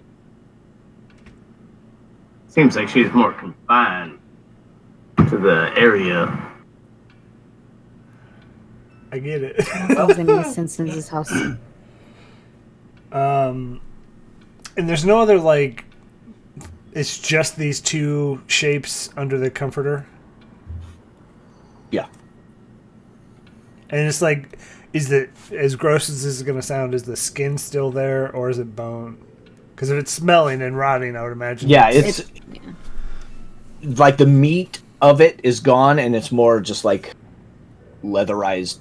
Oh, skin we've become that fatty substance that we become when we rot. Okay, great. Trying to think just how long. Is my Less time than the kids. Yeah, so less time it's than the less time kids. than the kids. I don't know decomposition rates, but definitely less time than the kids. Sometimes within the last 5 months, that might be too much. Depends on It's what the mine. temperature and stuff is in the basement. There you go. yeah, true. But it Yeah. definitely the freshest of any corpse that you found here. Bam. Found. I'm going to lean down to the female corpse Okay. and I'm going to say, I do not mean to cause offense. This is for your own good. And I'm going to take the pillowcase and start shoving Ugh. the body in the pillowcase. Oh, gross. Okay. It's kind of connected. It's got a little bit of connective tissue left, and it's not. I don't want as to easy. touch the thing as much Okay. as possible, so it's like I just would rather carry as Yeah. much in the pillowcase as Okay. possible. Yep, and you're able to kind of get it in there. Will somebody else get the other one? We'll go bring them to the crypt. I'll grab the other one. Okay. Is my Hunter's Bane giving me any pings right now? Am I sensing anything? Describe. Refresh me on Hunter's Bane. It's essentially being able to track Fey, fiends, or undead. You are getting nothing. Alright, cool. Just double check. Even Even though that token said otherwise, you're getting nothing. I'm going to go ahead and take the, I guess, kind of realistic approach at this juncture, and I'm going to rifle through this room while they're taking care of the bodies. Like at this juncture, if they're dead, then whatever's left doesn't really belong to anyone, and anything that's more likely to assist us in our survival is. I was going to crack open the footlocker, to be fair. So yeah, I was going to say, when we're back, we put them in. I'm coming in here. I'm stealing everything. All right, so Avi and Myrna, you have your remains, and you are moving out of the room. Yeah. Tack and Cass come in. There is an open crate in the corner, in the top left corner, and then there's the footlocker and the wardrobe along the west wall, or east wall, excuse me. Any bids on? I'll start with the wardrobe, seeing as Cass said something about the footlocker. Okay. Yeah, I was interested in cracking that open. That's about what I was interested in, to be honest. Okay, so in the wardrobe, Tack, you just find like tattered clothes, much in the same make and style as what the portraits were wearing and what they were wearing in this bed. Cass, as you go to the footlocker and open that up, you see a folded, much more pristine cloak, and there is a small wooden coffer that is in there. There's a chain shirt, and that's about it in that one. All right, yoink. What all are you taking? So that was. Hang on a minute. No. I'll take a look inside the coffer first of all. Okay. Yeah, it's unlocked, and you open it up, and you see 4 very familiar potion bottles. Okay. And you would know those as 4 common potions of healing. Okay. Cool. Hell yeah! So you have 4 of those. 2d4 plus 2 is what those would be. I'll go ahead and stash those, and I'll dish them out later. And then there was a cloak and something else, right? Yeah, there's a cloak on top, and then underneath it you could see just kind of sticking out from below it is a chain, kind of a chainmail shirt. Okay. What color's the cloak? Let me give you the description. It's kind of bluish. It's got a golden fringe around the hood and the front. It does have a golden brooch that is the clasp to hold it closed. Inside, as you're kind of opening this up, is like a dark burgundy red. Okay. I'll take both. Okay. I'll look in the crate while he's okay. Looking through. As you're kind of peering through the crate, you see a mess kit. There is a flask of alchemist's fire, a bullseye lantern, a set of thieves' tools, and a yellow leather-bound book. I'll pick up the book. I'm not really interested in any of the rest of it, but I will mention the contents of the crate to Cass. Hey, there's like some sundries in here, mess kit, some looks like lock picks, a lantern, and this book. And I'll hold the book up, and then I'll open it and start flipping through it. Okay. As you start to open through this, you see it does have arcane writing in it. You can give me an Arcana check. Sure. If you'd like. I actually know some Arcana. Good. I'd hope so. That is an 18 with my bonus. Yeah, you can tell that this was a wizard's tome, excuse me. And there are several spells in this.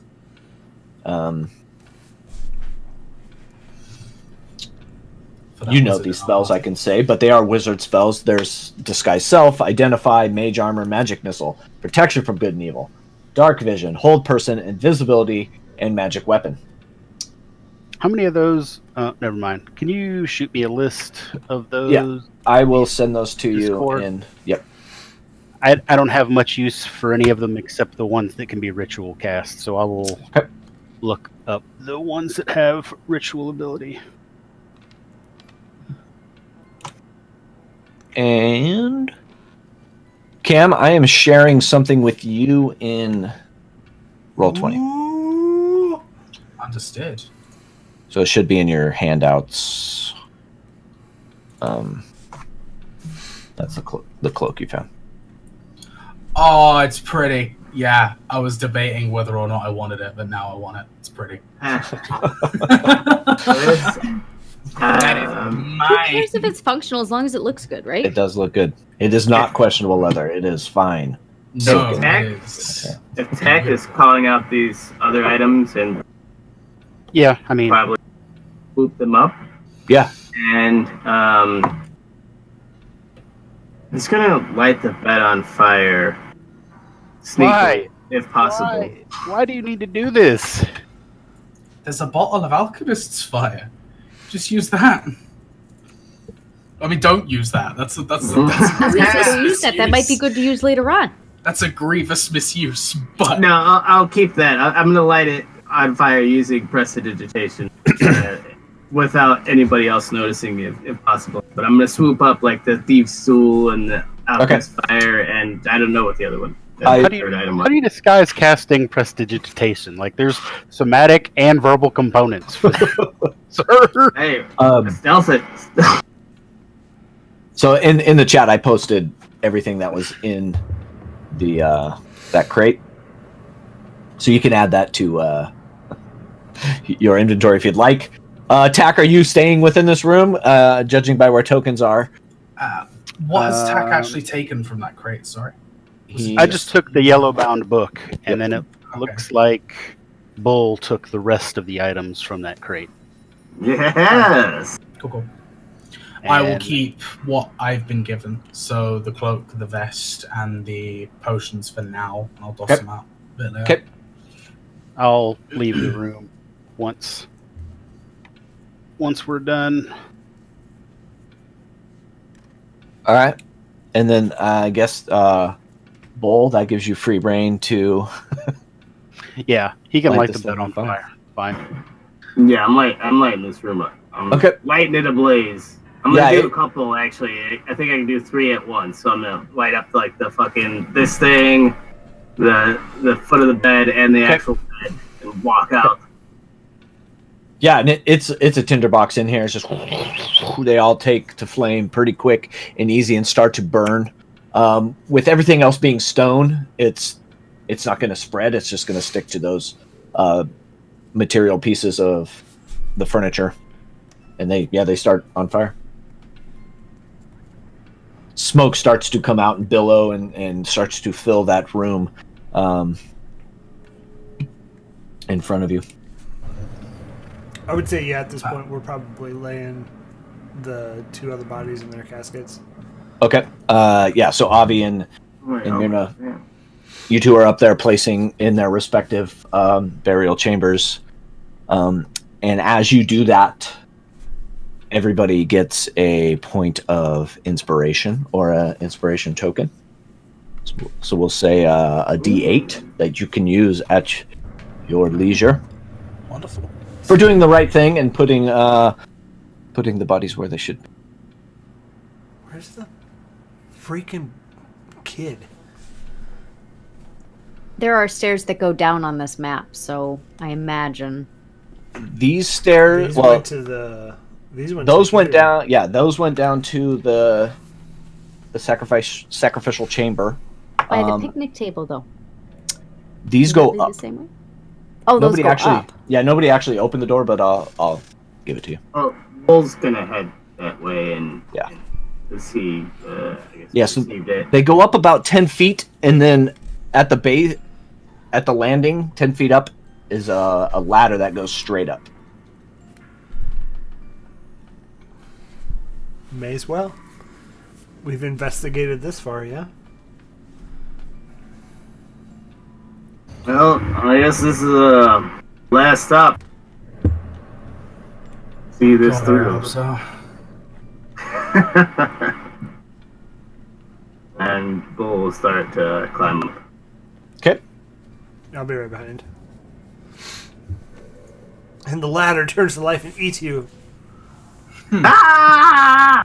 So as it's about 6-8 feet up on this ladder, and there's a door above you.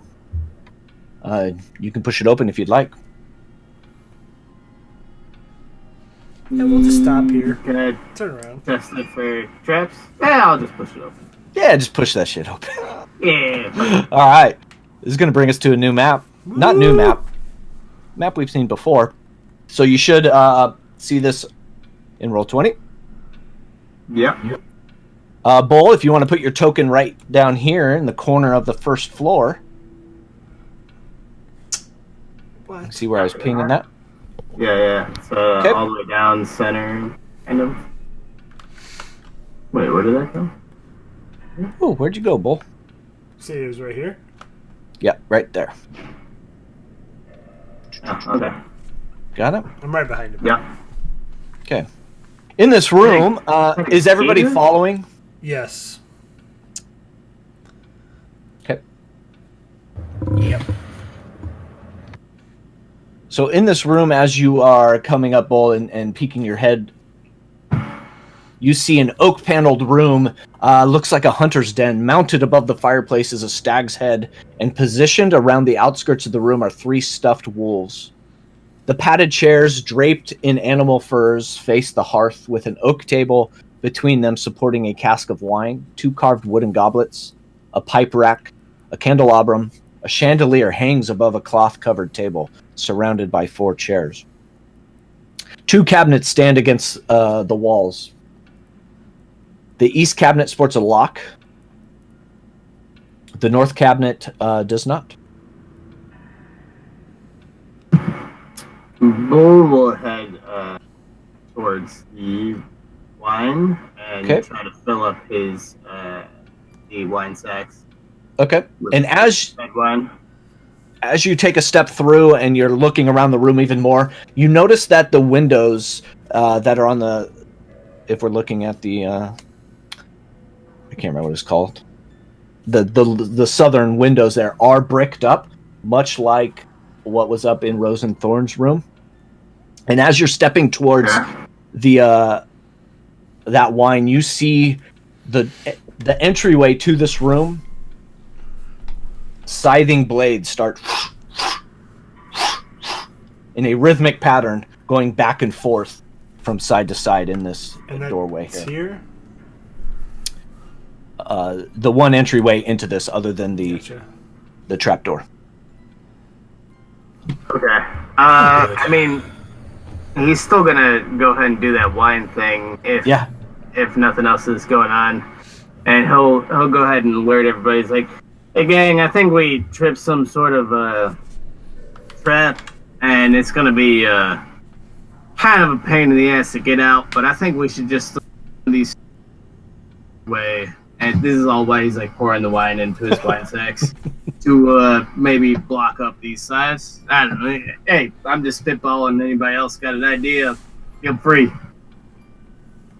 Yeah. So at this point, where is everybody else as come up into this room? I'm gonna check these open or these pantries or whatever they're. Yeah. I'll check out the wolves. And so here's I'll look the at whatever blades. one that Avi's not looking at. So Okay. So Avi, we'll say you have the one to the top of the room. Okay. That one is locked. Tack, you have the one to the left of the room, and it is kind of already open a little bit. And as you look in there, you see a small box of playing cards, and then an assortment of wine glasses that match the same ones that are on the table next to the chairs. I'll pick up the cards and toss them at Bull. With a heads up. Oh, he's gonna try to catch him for sure. And then Avi, yours is locked. Thank you, Tech. I feel like I'm gonna just try and bust it somehow. All right. Yeah, we'll give it to you. There's just enough time in there, and you kind of pry it open. You find an arsenal in here: a heavy crossbow, light crossbow, and a hand crossbow. and bolts for each. I'm gonna pull up the 2 crossbows and like hold them like this, and then like accidentally shoot them into the ceiling. Whoa. Desk pop. There's some crossbows over here if anybody wants them. Not my flavor. Oh yeah. Cass is just looking at that heavy one like. Okay. That hand crossbow might not be a bad idea. Oh, I've already got a hand crossbow. They're you there do? for Okay, the well then I'll taking. take it. If nobody Oh, I wants it. lie. I've got a light crossbow. But still. Does anybody need one? Does anybody need any range? No. Okay, then I will take it. All right, so there's 1 heavy, 1 light, and a hand. Whichever one you take, just add that to your character tracking sheet. Oh, And the joy of martial weaponry. we don't track ammunition, so as long as you say you grab some bolts, you have enough. Yep. Forever. Forever. Avi, as you're standing there, you see those sides are just non-stop in a rhythmic pattern. When they open, I was gonna say, can you try and grab one and stop it from moving? It's almost all blade Okay. that is exposed. Yeah, there's not like there's not a shaft that comes down. Okay. It's all blade. Bull is at this point sitting down and drinking a little bit of wine from like I'm assuming a very fancy glass. He says, "There's no way to escape, mere mortals. You'll have to deal with me, Gustav." You alright there? You good? You need a minute? The name is Gustav. What's my last name? Gustav. My wife Elizabeth will be with us soon. Good stuff. I see. Perhaps you should not be drinking on an empty stomach. Just a thought. Bull, as you are sitting there chuckling at yourself, you see in the stove or the fireplace that is in front of you, this black smoke start to billow out towards you. I'm going to need you to make a Constitution saving throw. Oh, sure. Oh, Yeah. heck. We thought we were not out. that. Good, the fireplace is trying to kill us. Excellent. Does an 8 save? Yep. That's the funniest thing you've said all night. You take 4 points of poison damage as it's starting to then fill your lungs. Cass, I'm going to go ahead and have you make one too, as you are next to him. And Avi and Tack. Mirna, I don't... Oh, there you are. Sorry, you blended in for some reason. You two see them starting to inhale this and starting to, especially Bull, start to struggle a little bit. Dirty 20. Dirty 20. You take no damage as you kind of shrug it off. You caught Bull taking that whiff as he's laughing and inhaling, and then you kind of cover up your mouth and nose a little bit before it gets to you, and you shake it off. And it is now moving and filling this room. We'll say it's this first set of squares. That's the call. Time to go. Can I take So these ones are filled. the dresser and push it into the blades? Yeah, give me a strength check. Here we go. I'll assist. Are you Avi or Bull and Cass, are you staying in the smoke or are you moving? Oh, To doing the 16. smart thing. Okay, 16. 20 if I get the advantage from the assist. A crit. Is Tack helping out? Yeah. Yeah. So you're pushing, and then you see Avi kind of struggle a little bit. Tack, you come in, put a shoulder into it, and it comes through, and it just gets shredded. And the sides keep going. And I'm going to say this next bay is now full of smoke. Are there any, what's holding this scythe from the ceiling? It's in the door frame itself, and it's just like a whole blade that fills the frame, the threshold. I was going to say, can I time it to open the door? Give me an investigation check. Intelligence based. Fuck. It's really good. A 9. You can't. You're trying to like pattern it, and for some reason, it's just not clicking with you. Okay. Can't be that much damage. It's level 1. That's the room. Famous last words. I'm not dying here. I'm gonna run through. I'm gonna attempt to time it and. Give me a investigation check. Bunch of idiots. 6 on the no. investigation test. Fine. And I'm gonna say Myrna and Cass, give me con saves. Oh, well, great. As it's filling up 3/4 of the room now. It's okay, we're the tanks. We should be good at this. I mean, I'm gonna go through it whether I Okay. can make the mental math or not. I'm Like, following. I got a 17. 17, I you're got a good. 19. You're 18? 19. Oh, 19. Both of you are good. You're kind of shaking it off. Tack, give me Dex, an acrobatics check. I'm following Tack as well. Okay.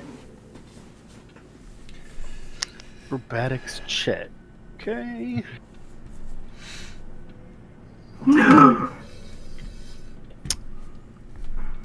I don't think a 4 is probably what we're looking for here. Tack, you take 14 points of slashing damage, but you are through the door. I'm going as well. Okay, give me an acrobatics 8. check. I rolled an 8. You take 12 points of slashing damage. You Oh, are that's through fine. the door. Yeah.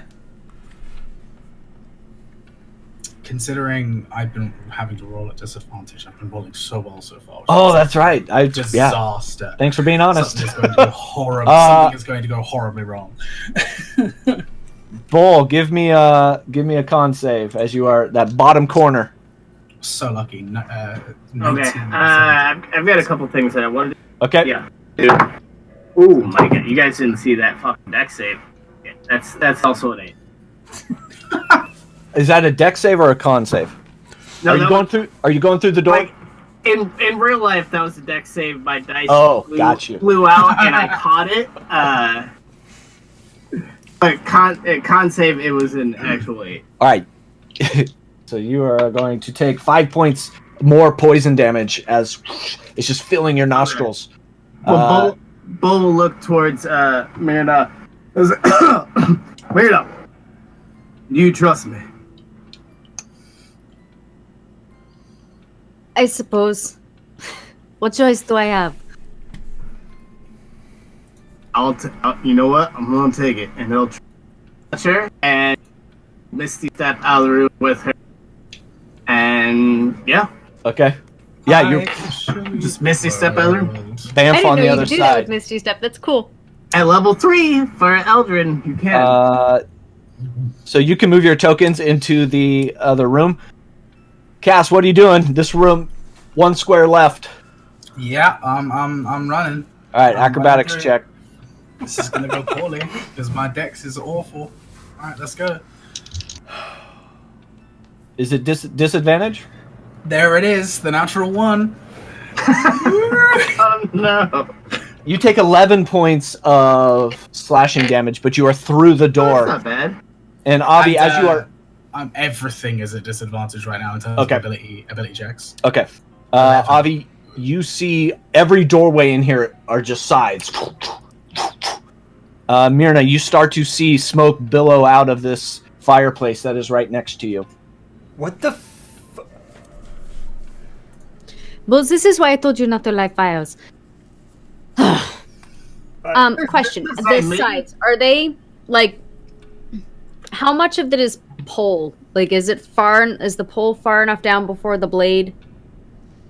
Like, so that the blade's, like, maybe, like, the middle of the door?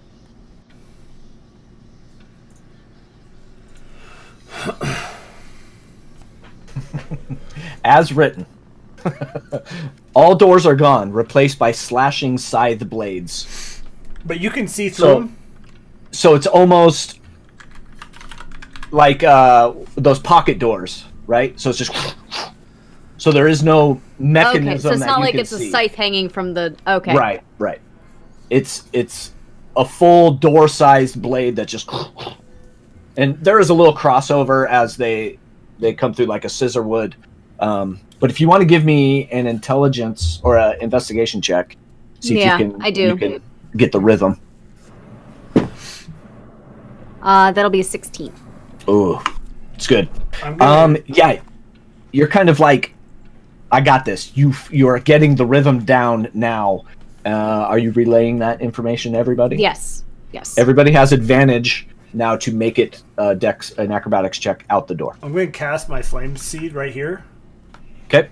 And have it run over to me. Okay. And then I'm going to stand right next to Cass, Tack, and Bull, and we can teleport 30 feet out the door.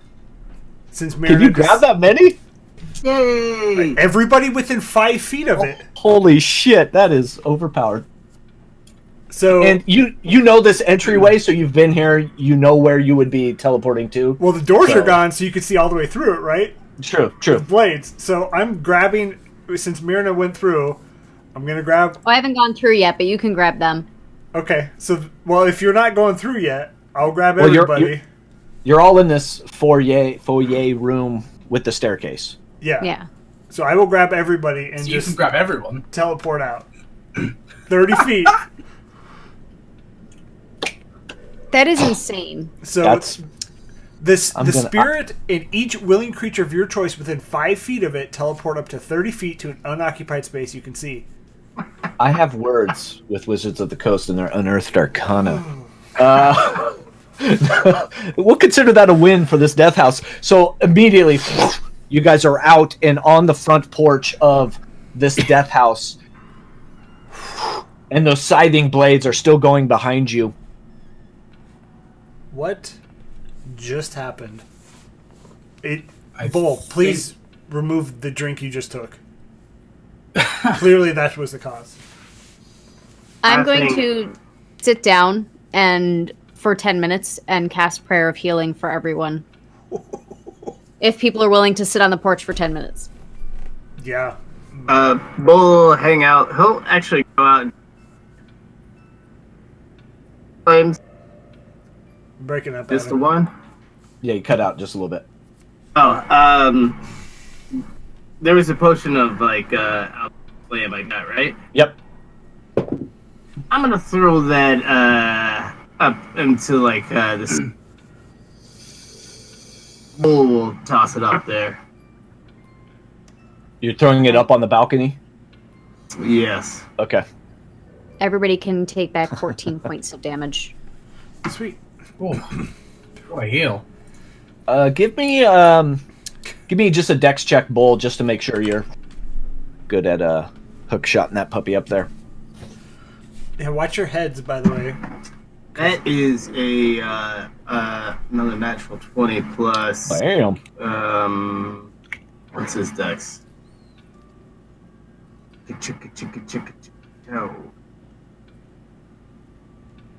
I should look at it. Attacks. That's plus 5, 25.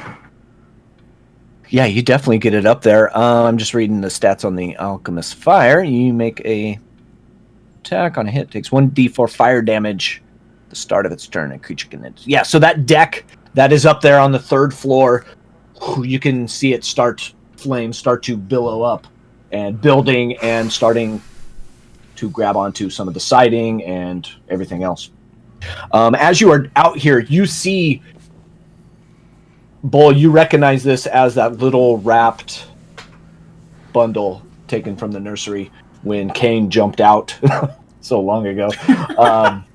What is left is there is a little bundle.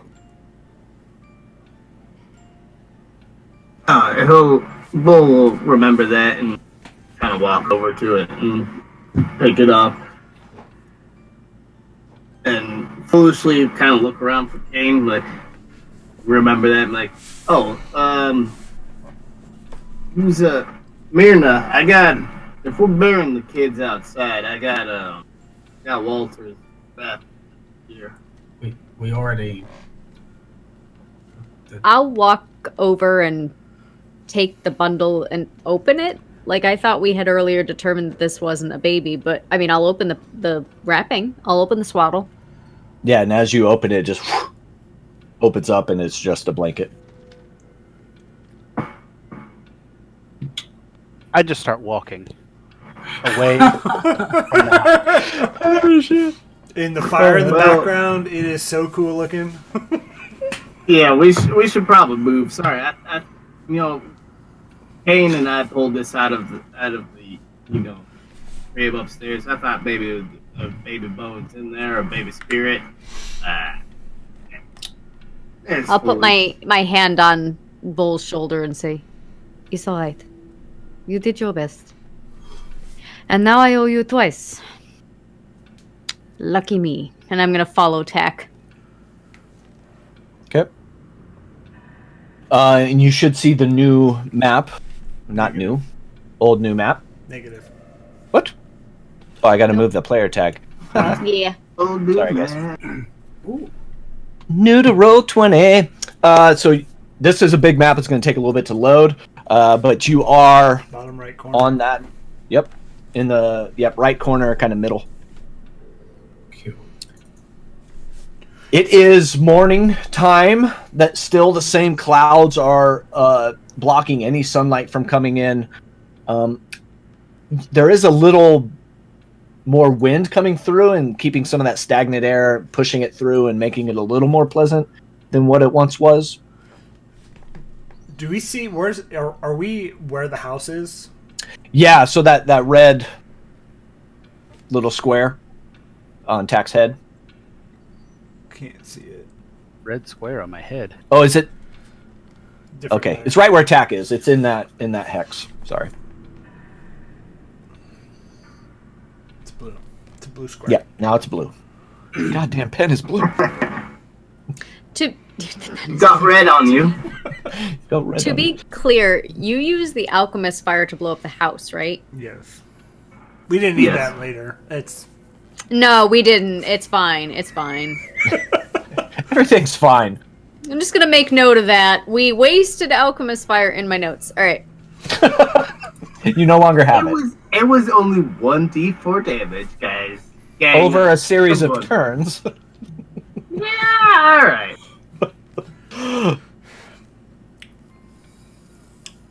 so where Totally do we worth wanna it. go?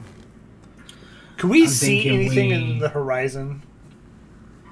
You can tell moving west on this road, now that it's daylight and you're the winds have kind of moved some of the low-lying clouds and fog, you can see the makings of a village in that area. We couldn't handle one house by ourselves, and we could head to the village. I'm thinking it's worth having a second to gain our bearings. I mean, from, well, that whole situation to getting here and the gates and the house and I agree. We should camp outside, and he looks directly at Tack, directly in the eyes. Maybe for a day, and before we head into this town. I don't know. Maybe. As you guys are still within close proximity of the house, you see it just start to engulf in big-time flames, and that whole third level is now on fire and is starting to work its way down. Bull will look towards Tack and Tack, you have been a big proponent of going and staying in a hotel before. We should go to a hotel or an inn, right? We don't want to. This was just a ghost house. We just should stop listening to kids, right? You know what? I don't know what's changed and why everyone's suddenly interested in my opinion when previously it's been all but discarded. So you know what? We're going to turn the tables. You don't get my opinion today. I don't care. You guys make the decision. I'll go with the group.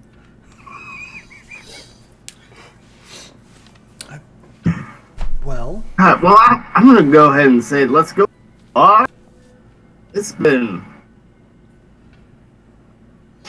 I don't want to go into that talk, but it's been A week. We've been trapped into a house. We've been trapped inside a house that somebody lit on fire. We're gonna have to leave the immediate area. yeah, we should probably walk away quicker. I would agree. Judging from setting things on fire in the past.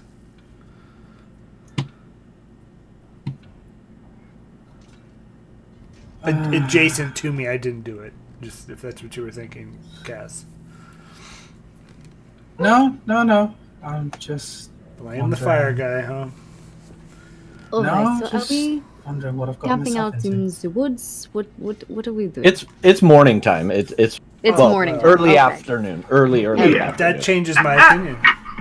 I think Sorry.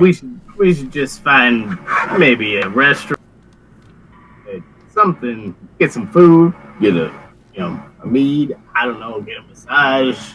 Should we? Have you guys moved away from the house by now? Are you kind of talking? Yeah, and we're walking? talking. Okay. Why are As you things- get a good distance away, you hear a the house has now crumbled and fallen behind you in a blaze of glory as you guys are moving forward.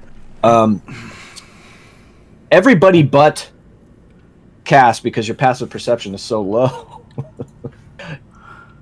You move from what was like the smelling of burning wood and cinder and ashes, and now you're getting a scent of death in the air. And as you keep walking down this road, you see in the ditch next to the road a human corpse. Everybody but Cass catches it first.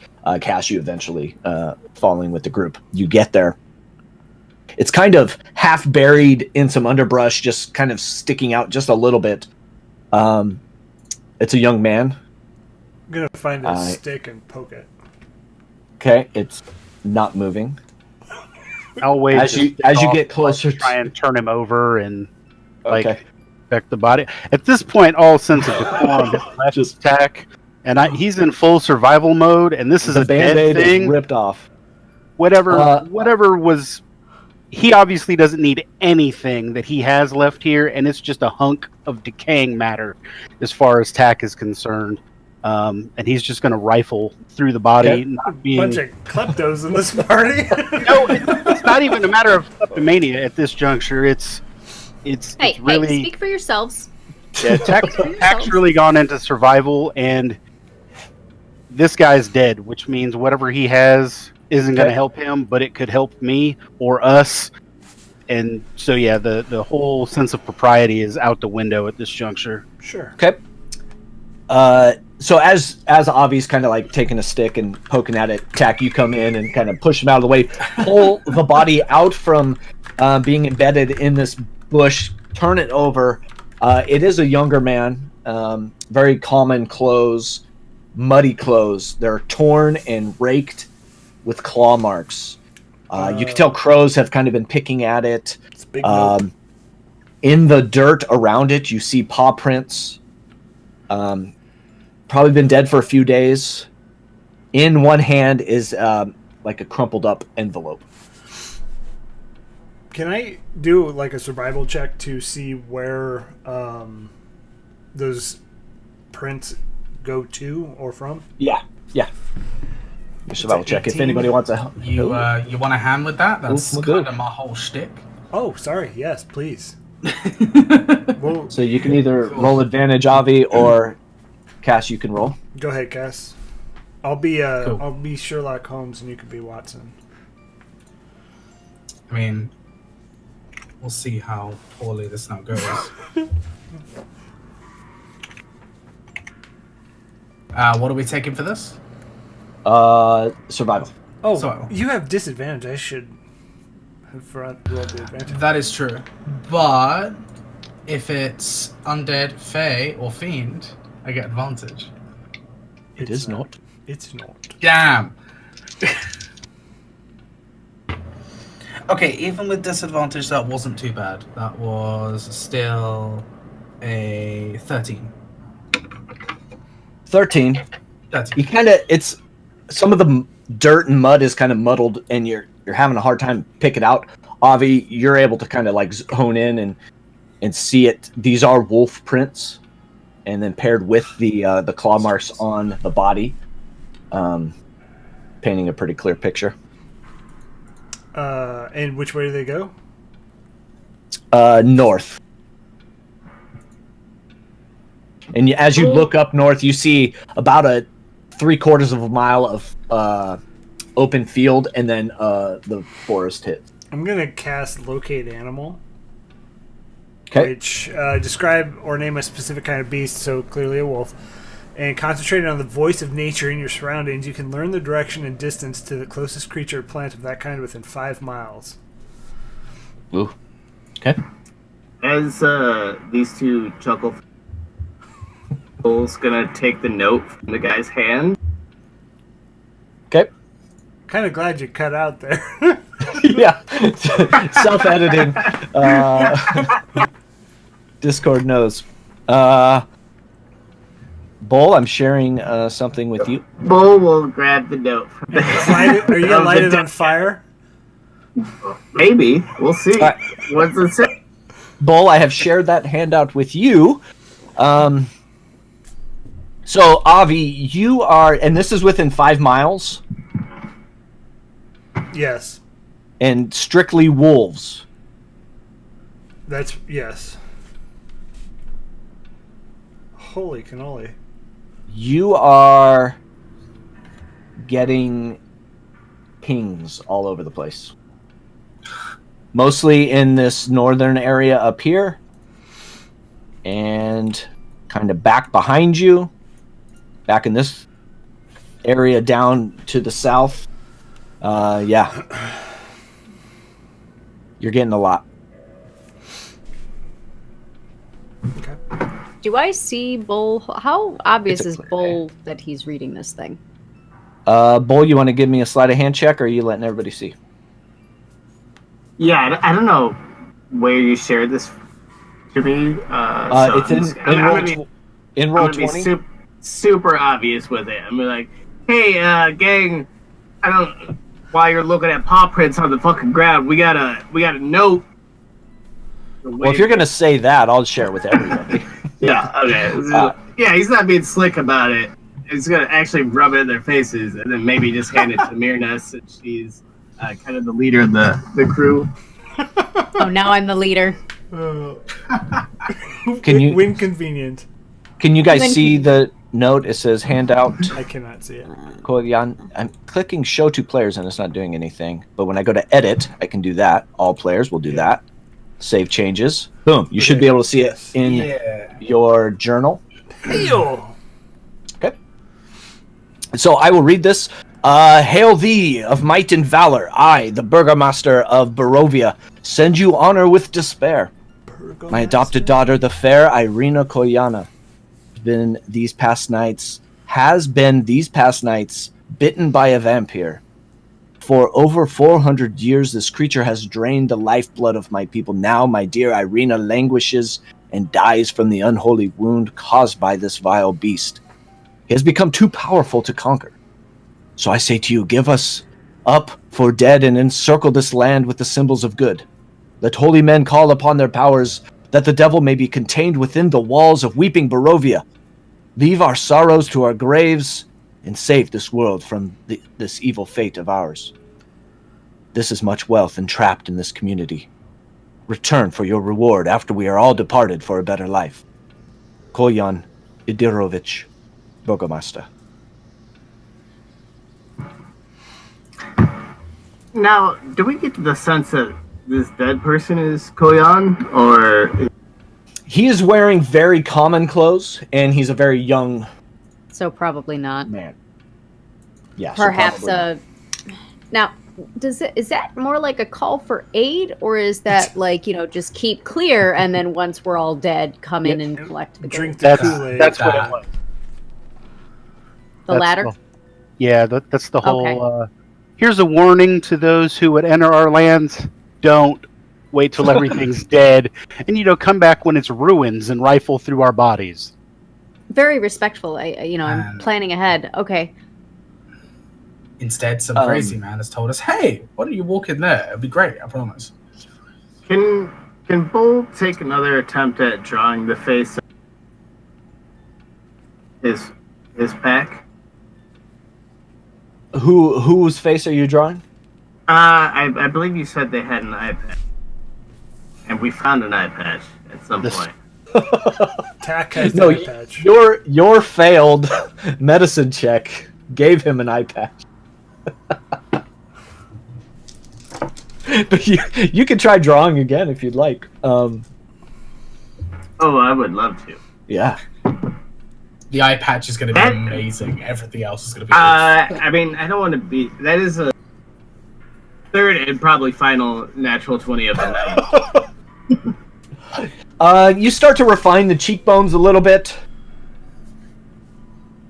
Get the jawline going. You start putting in some hair. Now, are you actually out of character question? Are you actually trying to pin this to somebody I hinted at earlier? No, I just want to see what this. Oh, okay. If I can a good enough picture, Gotcha. From whatever my picture looks like, I am going to disguise self to look like this person. Okay, gotcha. For the next hour, All right. I suppose. Okay. Yeah, so you spend some time and really start to hone in on some of the facial features, little blemishes here and there, a nice a hair on top, parted. Yeah, you start to construct this face more than it once was. So as you guys are kind of sitting over this body and drawing and figuring this stuff out, Avi, your pings of wolves in the area keep going off. That is not stopping at any time. Down the road from which you came, you can hear the beating of hooves and the rolling of wheels, and you see a carriage, a 2-horse drawn carriage, start to come down the old Savalich road that you are on. Not fast paced, but it is moving, and it is getting closer to you. It's probably about 100 feet away at this point. Still going. At the top of this carriage, you see one cloaked, hooded figure on the reins. All that can be seen of his face is a very sharp chin and a pointy nose that kind of exits the cloak or the hood itself. And this carriage comes up and stops right in front of you. And the side door opens up. And a portly man with a big red nose pops his head out. I don't see people along this road very often. I'm Valentin Belasco. Would you like a ride to Barovia? Yes. Would you like wine? No way. No way. Yes. I got a yes, and a no way. I'll be nodding until Myrna says no way. Then I'll be like, and look at Myrna. Oh. No. Mom says no. It is not wise to turn down wine.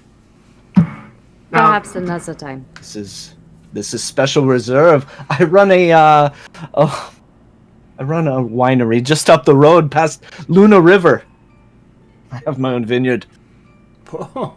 You don't want to ride? It's another 2 miles to Barovia. I can drop you off. Would Madame Eva be in Barovia? Perhaps? Madam Ava? I can't say I know a Madam Ava. Right. Insight check. Are you Yeah. saying it? Are you saying it right? Yeah, you can give me insight checks. Thank you. This guy wants to give us wine, stranger. That's a dirty 20. Whoa. Hot dice And I tonight. have a dirty 22. Woo! dice. I'm a hot A dice. a real 20 and a dirty 20? No, I two had dirties. a dirty 20 as well. Two Sorry. dirty 20s. Holy moly, guys. You can see like the crow's feet at the corner of his eyes kind of wince just a little too much when he said he didn't know Madame Ava. And also, does this person recognize? Can I use the same check? Does he recognize Bull in his new form? Now deceased person. He hasn't shown a sign of any recognition, and it might be because you're kind of embedded with total strangers, but he hasn't shown. Have they seen the body? Because we haven't left from the body, right? No, you haven't. He hasn't mentioned it. Oh, it's totally normal. Dead guys on the road all the time. It's fine. This is fine. Barovia! What else can I say? So, do you want the ride or not? Right now, I'm not even sure if you're real. I don't know if you know what was up the road and maybe coming this way, but that house was on fire. Do you what? I'll get in the carriage. Do you Wait, there was a fire? A fire, you say? I'm not waiting for them to make explanations. I just get in the carriage. Come sit! And he immediately grabs a goblet and fills it with wine and puts it right in front of you. I drank the whole thing, like Bull all of it. What's that? It's a sweet wine. It's got a lot of notes. So How do you describe wine? it's Got a lot of notes. Does But, it have a it's- good body? Is it light? Is it woody? It's like, well, No, it's more of a fruity sweet my wine. legs. it Dessert tastes wine. of death. It's Dessert fine. We're in wine. There we Barovia. go. A taste of death and mold and decay. I've got one taker. I suppose he's made a decision for it. So Bull's hopping in there. So where is this person? Are they in the carriage as They are in the Tack carriage, and Bull? Yeah, so it's like a 3-seater, 2 benches, one on each side. Both sit about 3 people. Is it a covered carriage or? It's a total covered carriage. Is the driver and then- paying any attention to us? He's been stoic the whole time. Can I try and loosen one of the back wheels? Yeah, give me a sleight of hand.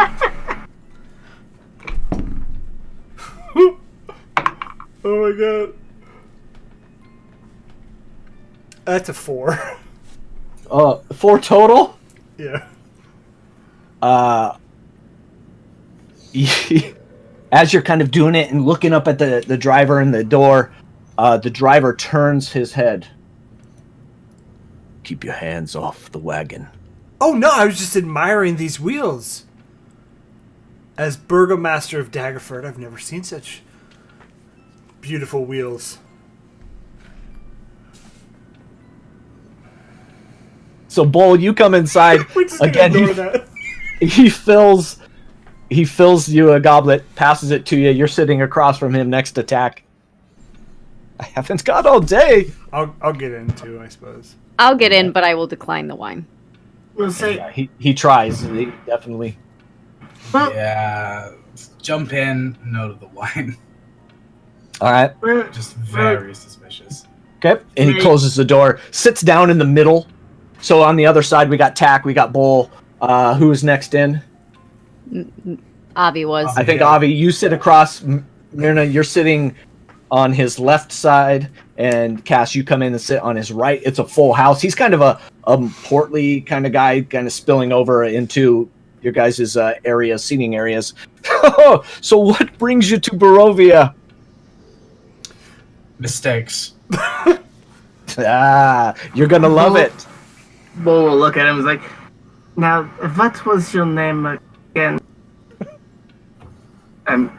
You must not have introduced yourself as we introduced ourselves to you. I like the way you talk. I sigh again, heavily and loudly, and just kind of put my face in my hand and shake my head. It's a deep sigh. Give me a performance check. Okay.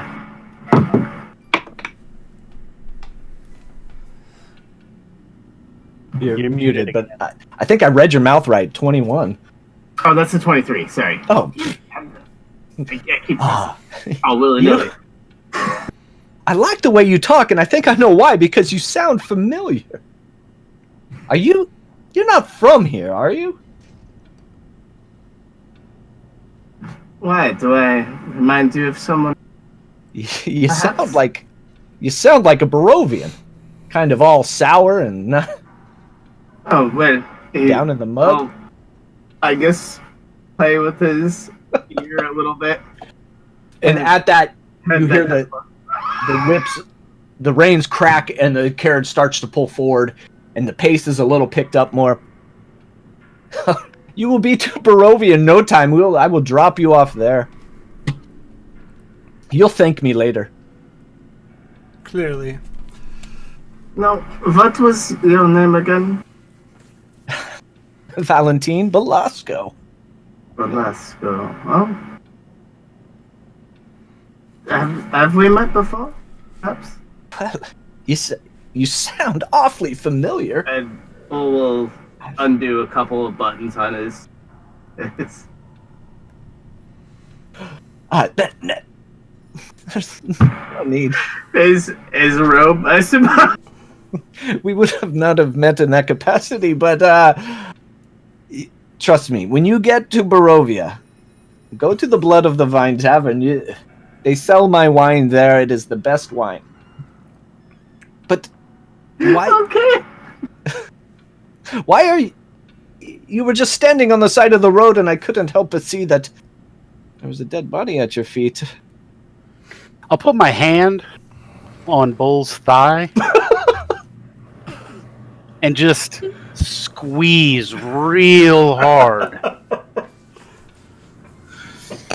Is it customary for you to leave your dead on the side of the road? Like I said, most Barovians are so sour they don't care about each other anyways. Well, that is pleasant.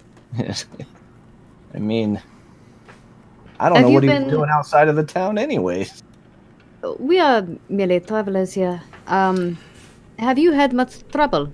Is there any strange news in the local area?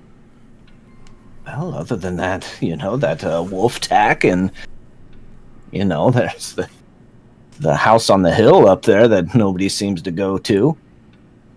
The one that's on fire. No, not that house. What do you know about that house? The one that was on fire? Yeah. Not much. It's some people come and go. They used to. It's been kind of, yeah. Yeah.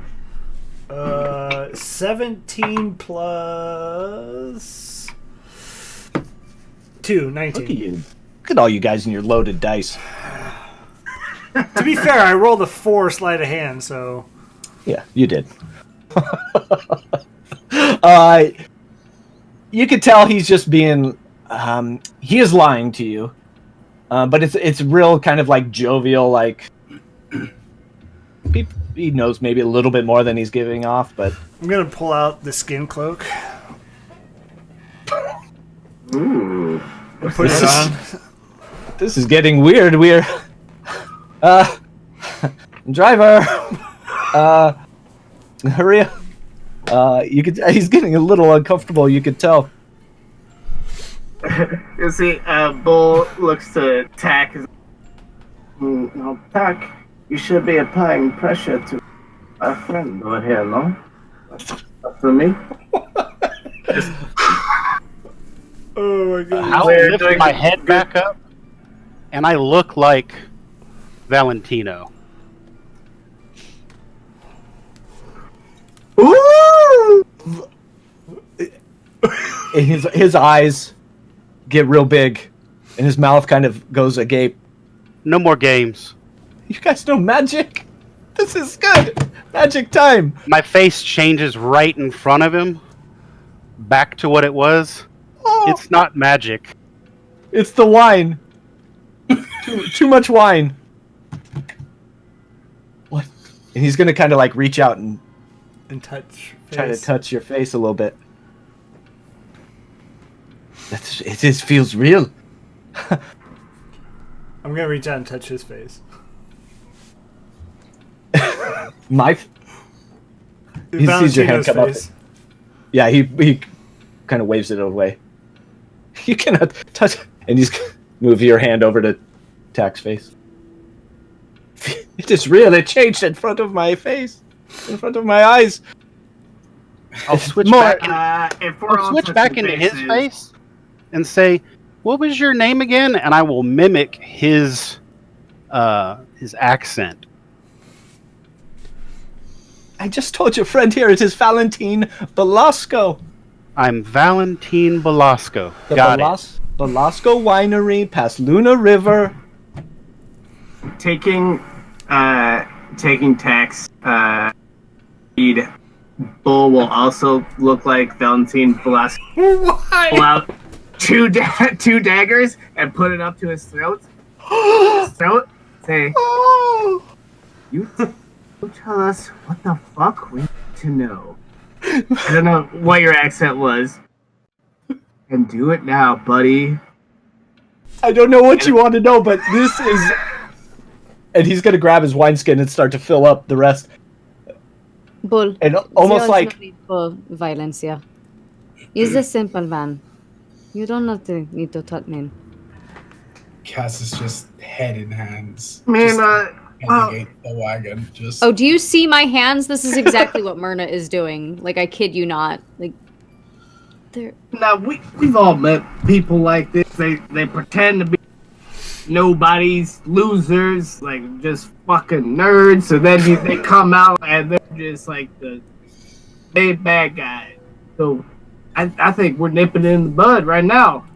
They still got the rat dagger up to Valentino's throat. Looking like Valentino. I haven't picked up very many people, but this is the best encounter ever. He put the daggers down, and he's going to kind of grab close to your wrists and kind of push them down and away. We are almost to Barovia. You will be on your way. Bull look towards Tack and Myrna. Y'all cool with this? The sooner we can get out of the carriage, the better. I look out the carriage door, window, whatever it is. Yeah. Are we closer to where the village was, or have we taken some other route? No, you've stuck on the road, and I'll put Bull's token right where you guys are at, just outside the village. And as you look out and peer up, you can see the driver up there, and he's running the reins. And over his shoulder, you see tall shapes that loom out of the dense fog that surround kind of everything. As you look down, it is muddy ground. Yeah, you just see like collections of buildings, very tall, 2 to 3 stories apiece. And as you get just to the edge of town, carriage stops. Well, it looks like we have made it. You are at Barovia, like I said, and you've gotten at least 2 to 3 goblets of wine for free on the house. You go to the Blood and Vine and tell them I sent you. They'll get you some more. I'm gonna reach out and shake his hand, or offer a hand. It was so nice to meet you. What was your name again? Yeah, you guys. And he's gonna. We are Valentine Velasco. He's going to kick open the We door. are Valentine. I am exiting the Velasco. carriage. I am done. I am exiting the yeah, carriage. I'm out. I'm out. Valentine Tabasco, do you happen to have a card? Tabasco? I do not. Do you happen to have some kind It's- of contact information? Well, you just go up this road, through Barovia, past Luna River, to the Belasco Winery. And you're there all of the time. Most of the time, at least when I'm not out running errands like I am.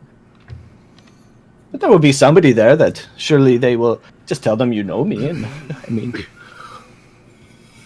is everybody out of the carriage at this point? I'm getting. Remember your face. And then I get out of the carriage. I will remember yours. And he closes the carriage door, and it starts to pull forward.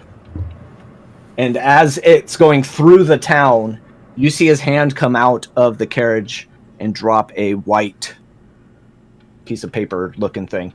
and it just he goes on through the town. Can I go see what that is? Can I get it? Yeah, you take a few, like 30, 40 feet forward, heading into the town. I'm going to move you guys to a new map. We're just mapping it up today. Ooh.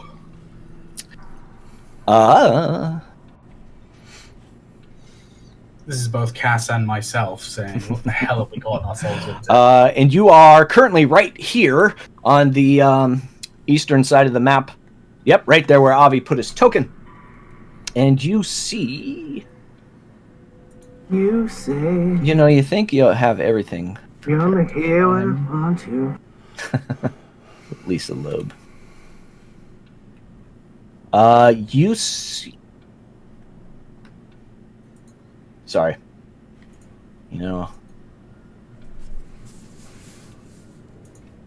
As you get closer to it and you pick it up, it is an embroidered cloth with red stitching in the center of it. So it's a handkerchief. It is a handkerchief. And that Are there is initials where we on are it? going to stop. Strahd. And that is where we are going to stop for the night. Strahd! You don't know that. It could be... Yeah. Hey, Bull, why don't you try and fight Strahd at level 3? There are no initials on it. It is a shape. I couldn't find the stinking handout, or else I'd show it to you. Next time. See if Until I can- next time. I'll see if I could. Yeah, until next time. And a little cliffhanger. Leave this open. I may show it to you in the chat offline here. But we're going to wrap this up. We went a little long tonight for a typical session, but I wanted to get you at the gates of Barovia. The town of Barovia. The gates of Barovia we already passed. But we are in the town of Barovia. Made it through the death house. That was a slog of About time, 5 yeah. sessions, But we made it through. You guys got some boons. You picked up some things. We are moving on. Thank you, everybody, for hanging around, sticking with us in the chat. We appreciate that very much. I do have a request, though. I was looking at our YouTube analytics, and did you know that 70% of the people watching our videos aren't a subscriber? 70. 70%. If you are watching this on the YouTubes, hit that subscribe button. Just let us know that you're there. We'd like to see a little more traffic over there, but we'd also like to know that that's how you are intaking our content, if that is the way. So please hit that subscribe button over there. If you're listening to this on podcasts, like, a review is always welcomed, especially if it's a positive one and you like what we're doing. That kind of helps us out a whole lot, and we appreciate it. So you could do that as well. You can always follow Sub here on the Twitch side of things. We appreciate that as well. We are off for 2 weeks. We will be back on the 15th of March. There is a slew of one-shots. I think every week on our channel has one-shots lined up. So either watch those or get in one. I don't care. Be a part of it. We'd love to have you. Anything else I'm missing? All right. Good. Yeah, that's it. Yeah. Are we gonna Realize raid? we're off for 2 weeks. Yeah, 2 who do we weeks? want to raid? What am I supposed to do for 2 weeks with all this shenanigans that I got going on? Consider your life choices. That's what you do. Oh,